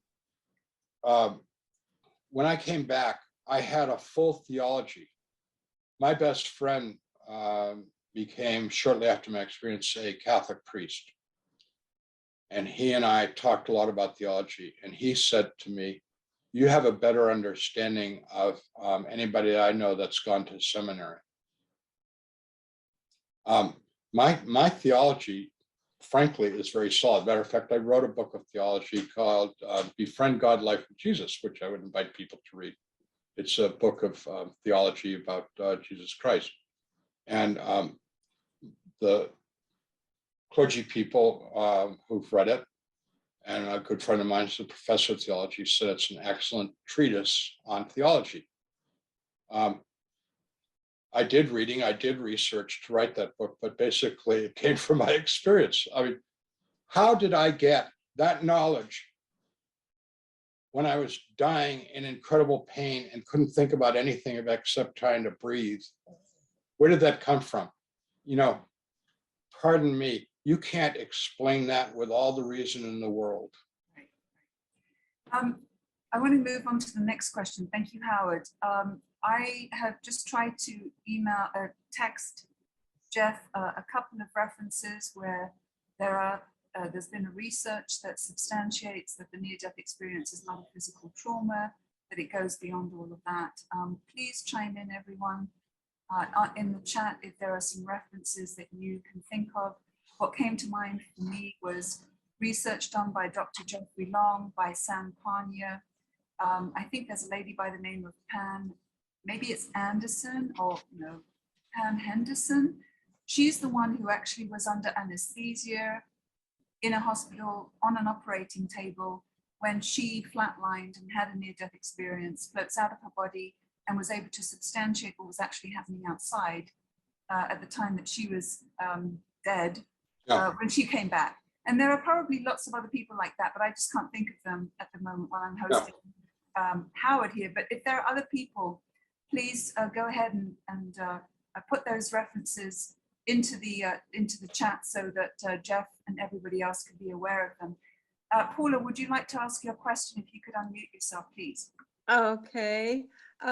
You are talking about Jesus, Howard.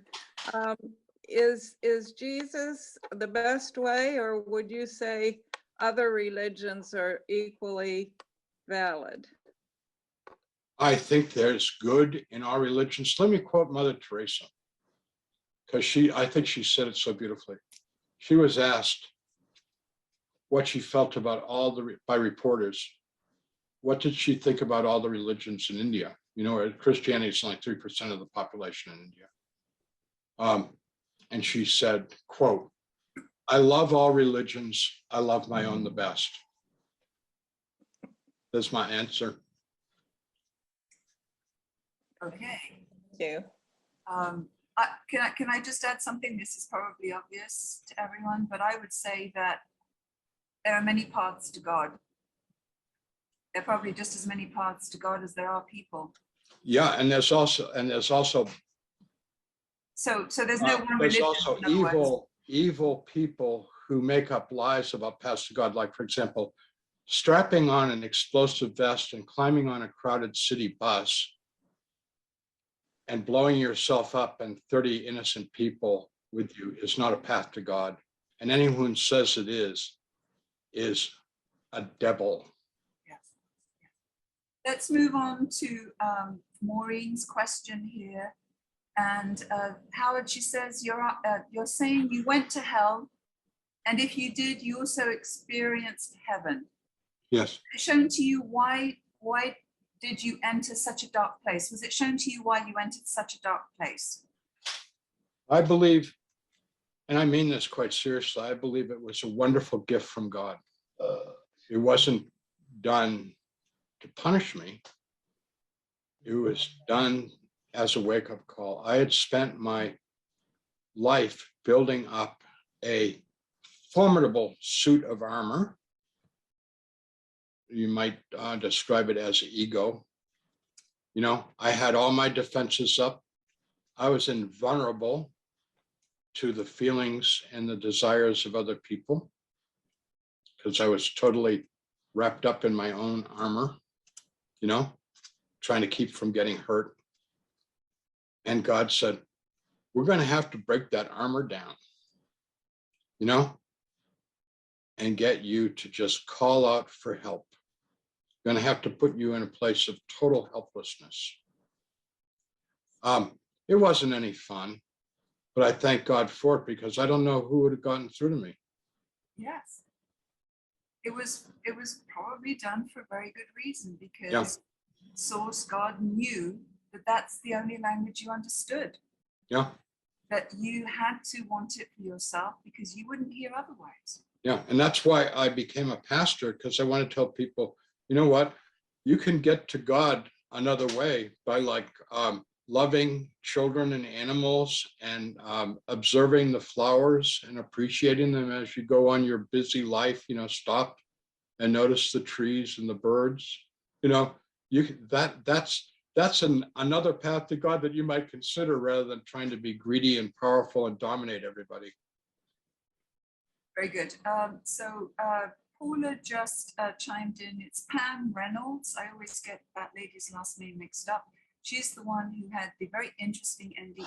She's on YouTube. So Jeff, I would definitely suggest you look up Pam Reynolds' experience.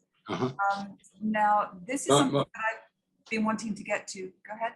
One of my favorites, as a person that I've had the privilege of getting to know a little bit, her name is Dr. Mary Neal, and she is a neurologist, a surgeon in Wyoming, and I've got to spend some private time with her, and she's absolutely wonderful, and I would highly recommend people reading or investigating her talks, which are on YouTube, or her books. She's like, Mary Neal is my hero. Mary, if you're listening, you're my hero. Maybe eventually she will hear this when it goes out from the ether. Yes, do you know, you're familiar with her apparently? Yes, I'm very familiar with her. Mary Neal, Neal, I thought she was an orthopedic surgeon who died in a canoeing accident in South America and was brought back. Fascinating story. Yep. Now, I do want to move on to Kay's question, which I actually want to ask about myself. Would you give us an example or two of questions you asked Jesus and the answers you received? $1 million questions. What did Jesus tell you? What did you ask? Well, I can give you lots of examples. First of all, when I was arguing with him about him sending me back into this world to try and get it right this time, because it had been made amply clear to me that I didn't have a clue what I was alive for. I said, what do you want me to do if you send me back? And he said, quote, love the person you're with. And I said, okay, yeah, but what do you want me to do? I mean, I totally dismissed his answers like, oh yeah, whatever. And before he could answer my retort, which is, yeah, I get it, but what do you want me to do? I said, you know what I could do is I could build a shrine to you. And you know what? I could go out into the country and get a piece of land pretty cheap, a piece of farmland, and I could devote my life to building a huge shrine to Jesus Christ. And if I made it really spectacular, sort of like a watchtower in Kentucky kind of thing, just this mad, wonderful, crazy, beautiful place, that people would come from all over the world and they would know that Jesus is Jesus, Jesus is God, whatever. And Jesus said, please don't do that, which was devastating to me because I'd come up with this brilliant idea of how I could spend the rest of my life building this shrine. And I said, why don't you want to do that? And he said, you've spent your whole life hiding from people, severing your relationships with people. I want you to interact with people. I don't want you to go out there in some, remote spot and devote the rest of your life, building a shrine. I don't want shrines. I don't need a shrine. So now I got Jesus. I'm going to beat him now, right? And I say to him, what about all the churches? What about all the shrines? What do you think of those? And he said, those are for people. We, and he was referring to him and God, we don't need it. We don't want it. People like those things. If they want to do it, that's their business. It's okay, but it's not for us. It's for people. And you know what? I've been to lots of gorgeous places. Like my favorite in the world is Chartres Cathedral in Chartres, France. I highly recommend it. Absolutely most phenomenal place. God doesn't need Chartres. He doesn't need Notre Dame. He doesn't need, he doesn't need a building. I mean, that's not what's important to him. What he wants is us to love one another. Jesus told me to love the person that you're with. So this is in 1985. He told me this. Now it's 2022, many years later, and I'm still trying to figure out how to love the person I'm with. Sometimes I do a good job. Sometimes I do a mediocre job, and sometimes I fail. And I deeply regret it when I fail. And in baseball, if a guy hits the ball and gets on base 1 out of 3 times, that's considered like, really good batting average, right? To be batting the 300s. I mean, that's incredible. What am I batting? How often do I get on base in my relationships? I don't know. I would like to be, have a batting average of 100, but it's not. I mean, if I'm 300, I think I'm doing pretty good. I think we can all say that, right? We're all sort of, it's all a work in progress. We do the best we can. But actually, one of the things that came to mind when you shared that was, what was it you said? God said, be good to the person you're with. What was the language you used? Be good to the person you're with. Yeah. I just wondered if that was you. Be good to you. Love yourself. Absolutely, because there's, when Jesus talks about what must we do to inherit eternal life, he says, love God with all your heart, mind, soul, and strength. And the second is much like the first. Love your neighbor as you love yourself. So what we've got is a triangle, equilateral triangle. Now put God on the top, and God gives us love. And when we have that love, we can give that to another person, which will ultimately lead them to finding the source of that love, which is God. So it becomes, a circular thing, that triangle. But if you don't love yourself, one, you're not having a relationship with God, because every near-death experiencer will tell you this, not just me, that love is from God and God's love is overwhelming. My cup overfloweth. Okay? I've got so much love in me, not because I'm such a good person or that I made that love up, but God has loved me so much that I've got love to share.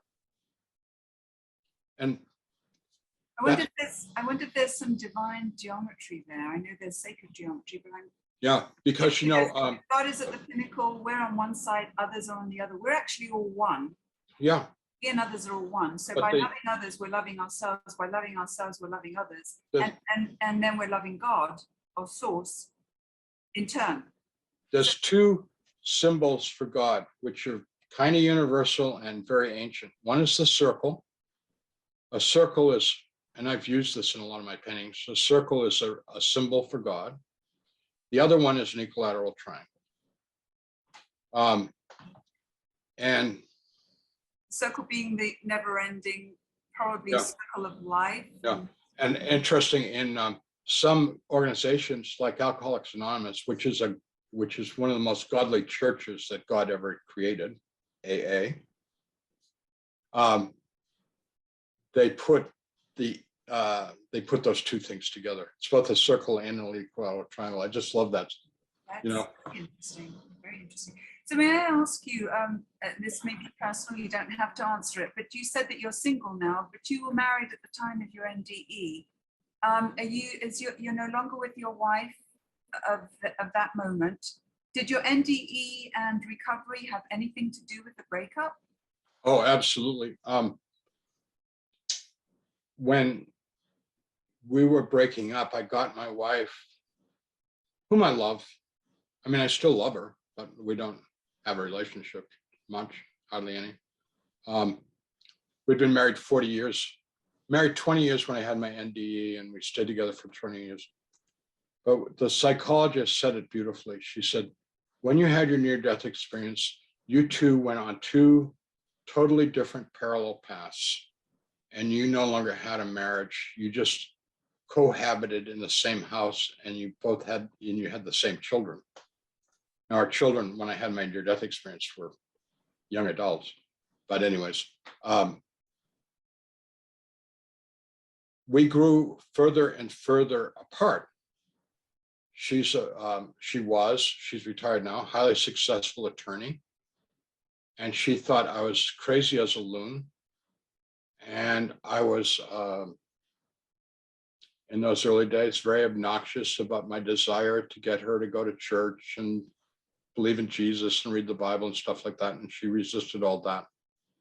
And the more I pushed it, the more I alienated her from me. So I take responsibility for a lot of the failure of that marriage. Her career was very demanding. And I don't want to talk badly about her, but she developed qualities that I couldn't abide either. Well, I guess if we're living a life where we're excluding God, we're excluding some of those values, aren't we? And we're espousing some of the human values, which are, health. Let me give you one specific example. I'm not saying this to be that critical of her, but she said to me many times, she said, my time is worth $300 an hour, and I work all the time and I make all the money. You don't do anything and your time has no value. You're worthless. That's when I was pastoring churches. So that tells you where she is and how she has actually made money her God. And she has it completely upside down, but she's on this journey and she has free will. Yep. And she may take that to the grave or she may change her mind. Yeah. But we have to respect that. But I can imagine that was probably completely death knell to your marriage. How could it not be? Because you represented completely the opposite after having come through that experience. I had hoped that that marriage was going to be forever and we're going to grow happy and in grace towards each other to the end, but it didn't work out that way. So big disappointment. Let's go back, and we're getting close to the end of our time. Any more examples of your conversation with Jesus? Well, You were able to. I don't like to bring this one up, but I want to say this out of my love and respect for our Jewish brothers and sisters.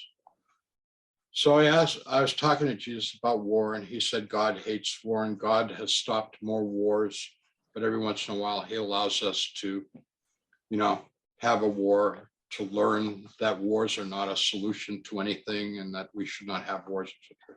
So I said, what about the Holocaust? And Jesus said, let me show you. So he took me to a concentration camp in Germany in the early 40s.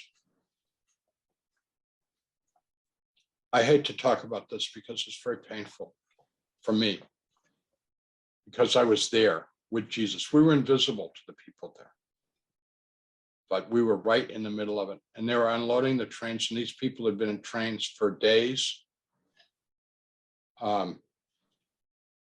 They were hungry, they were terrified, they were bewildered, they'd had very little sleep. They're being unloaded, and the guards are yelling and screaming at them, and they have lots of German shepherds. I'm a dog guy. These big, beautiful German shepherds who've been trained to be vicious. And the people getting off the trains were terrified by these dogs, were being held on leashes, being held back because the dogs wanted to bite them and, terrify them. And they were being led to a selection process. I'm in this. I'm with them right there. Me and Jesus watching all this. It was awful. You want to talk about hell? It's hell. And then the women and children and the old people are sent off to the gas chambers, and we were with them. And then their bodies were loaded up and put in the crematoriums and burned. Jesus wants me to see all this because I asked. Be careful what you ask for, because Jesus will give it to you, baby. And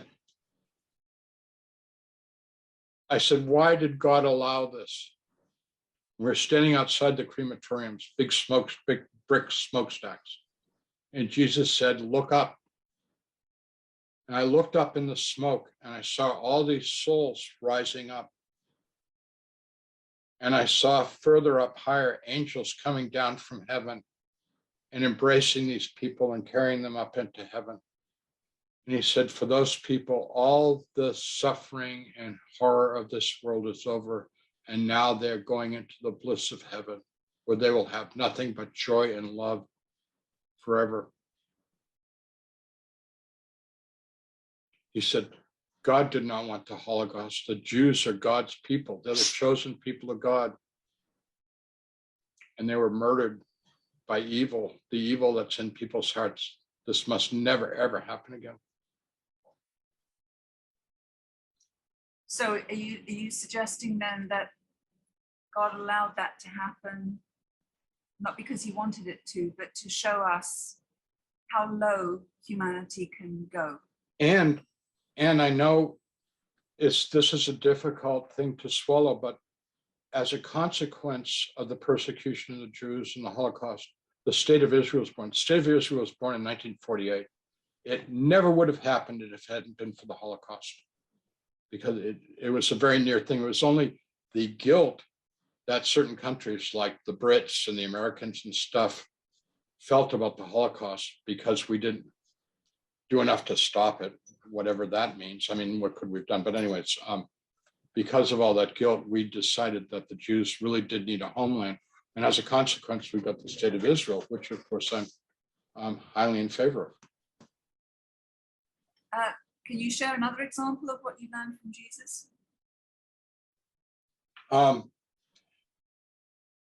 Yeah, I mentioned this earlier, but I'd like to go back to it because I think it's relevant to the conversation. I said, why are you going to send me back into the world? Because there's so much cruelty and evil in the world. And he said that there's lots of good in the world, and what's in your heart you will find. If you're looking for cruelty and evil, you're going to find it. If you're looking for love and kindness, you'll find it. And I found that out to be absolutely true. And that's one of the reasons why when people, I don't like to talk about the hellish stuff. I don't like to talk about demons. I don't like to talk about demonic oppression, but those are part of this world. And I have been involved in driving out demons out of people. I have been involved in cleansing people's homes with prayer. And I'm not looking for it, but part of our job is to resist evil and to support good. And I take that as my responsibility in this world very seriously. So I do try and stand in evil, but I also believe in the serenity prayer, which is I try and change the things that I can change and accept the things that I cannot change. Can I ask you, you brought up demons. That's another big question mark for me in this whole topic. So you do believe that they exist, even though when you told us just a little bit ago about your hellish experience, you said that they were people. They were people, they were souls that had incarnated on this plane. Yeah, but there's another level of supernatural being called demons that are not people. And they're just up to mischief. If you read the Bible literature carefully, you understand that evil's one and only plan is chaos, to oppose good. God's one and only plan is cosmos. These are both Greek words. Chaos and cosmos are both Greek words, and that's what the whole story of Genesis is about: is God creating cosmos out of chaos. And we want to be on the side of what's called the kingdom of God, a world of harmony and peace and love and order and mutual support and equality for all people, etc. And evil's idea is to keep this a jungle of dog eat dog. Sorry, guy. You know, and we want to move from the animal kingdom of domination, and some of us are predators and some of us are victims. We want to move from that mentality, which is still pretty much alive in this world, into a world of peaceful harmony. And it's going to happen, and we're going to get there. And Jesus showed it to me, and it's not that far off. Exactly when, I don't know, but Jesus assured me that it's not that far away. So what I'm looking for, what Jesus is looking for, and what he made clear to me, was he wants an awakening. He wants an awakening in this world of people to stop thinking about themselves from a animal consciousness, you know, predator victim, you know, domination, subservience, you know, into a world where we love and support one another. And that's what I find so appealing of like the people, these Mayan mestizo people in San Victor, Belize, and why I've dedicated so much of my life to trying to support them and help them develop in terms of education and hygiene and faith, etc., is because they live in community. There's a few predators in the village, but they're the outsiders. I mean, and they're people. I mean, people know who the predators are. There's not too many of them. Usually, there's drugs involved. You know, most of the people are all about living in community, living in harmony, and supporting one another. It's just like, it's such a cultural shock to be with them. I learn from them every time I go down there. And you know, they don't understand the United States and how this country operates, you know, which is highly competitive and highly predatory. They don't get it. Let me ask you, if demons exist in a completely different realm, that begs the question: Satan, the devil, must exist as well. Am I wrong? I didn't understand. Sorry. I said that you said that demons exist on another realm. Yeah. And I'm wondering, by extension, that means that Satan, the devil, exists as well. As Yeah. Yeah. Okay. Yeah. And so, do you believe then that Lucifer is a fallen angel? Yeah. Oh, absolutely. But you know, they're all doing their job. You know, they're not beyond redemption. They're not beyond hope either. God doesn't test anyone ever, but he has the testers. Like, for example, the book of Job, which most scholars believe is the oldest book in the Bible, that it's really, really ancient literature. And it's an incredibly sophisticated psychological drama if you study the book of Job. And this angel, who we don't know his name, just because he's called the adversary, which in Greek is Satan. He comes to me and he says, yeah, what about Job? The only reason why he's so good is because, he's had such a good life. If he lost all the good things, he wouldn't, love you or care about you. And God says, do what you want, put him to the test. So he does. And Job loses everything, and he doesn't give up his faith, even though all of his friends try and persuade him that he needs to give up on his faith. It's an amazing book.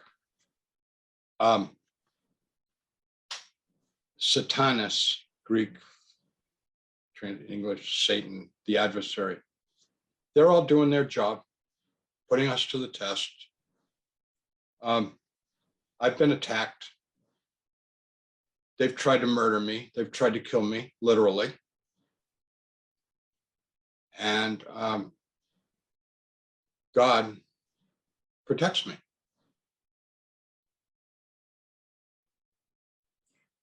So even the devil and the demons are actually really on God's side, because their role is to challenge us. Yes.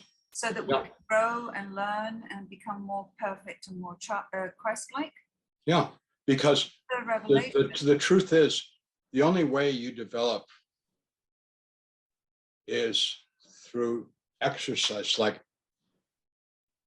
there's a reason why people exercise and do crazy things like go to the gym and lift weights and treadmill machines and rowing machines and all that stuff. That's how you develop your muscles. It's called resistance. I don't know if you've ever been to the gym. I used to be a shot putter. I mean, I was a good, high school. I was a very good shot put discus player, and I lifted weights every day. Every day, developing my muscles. Well, now God has me developing character, and one of the ways that I develop character is through resistance. Yeah, because the Course in Miracles talks a lot about the ego and how the ego is really out to get us. And I just wonder if that whole dichotomy is really about, heaven and the devil, goodness, bad, and evil is really about the human inner struggle between ego and the heart. But we've projected it out in terms of the devil and good kind of thing. I just wonder, it's all very psychological. Well, intriguing. Yeah, I think that's a way to define it. I think there's other ways that are equally legitimate to define it, because it's not helpful to say there is no evil. I have a good friend. She's a doctor of family practice, real into Course in Miracles, and she says there's no such thing as evil. Well, that's not true. One of the things that we need to do in this world is to discern what's good and what's evil. Like, for example, everybody's had this experience. You go to the grocery store and there's a woman with a kid, and the kid is behaving badly, and she starts slapping him around. Okay? I mean, literally slapping the kid around. Is that good or is that evil? Hello, that's wrong. Don't slap children. It's not a good way to raise children, beating them up. I know, I was raised that way. There are superior ways to raise children. Is war a good way for us to resolve our desires, needs, and wants? No. War should stop. There should be no more war. shooting projectiles, of metal into other people's bodies to end their lives is not a good way to resolve your differences. How many people are murdered in the United States with guns every year? It's not that's evil. There is such a thing as good and evil. Being kind is good, being cruel is evil. And like to say there's no such thing as evil is not helpful. I've heard that argument, there's no such thing as evil, there are only evil acts. Yeah. But I do feel that evil exists. Supernatural evil does exist. I've met it. I've talked to it. It's laughed at me. It's argued with me. I've dealt with it. And I'm not talking about my near-death experience. I'm talking about afterwards, many times. It's maybe we should have you back. Evil and I are old acquaintances, okay? We have a sort of mutual understanding. Good.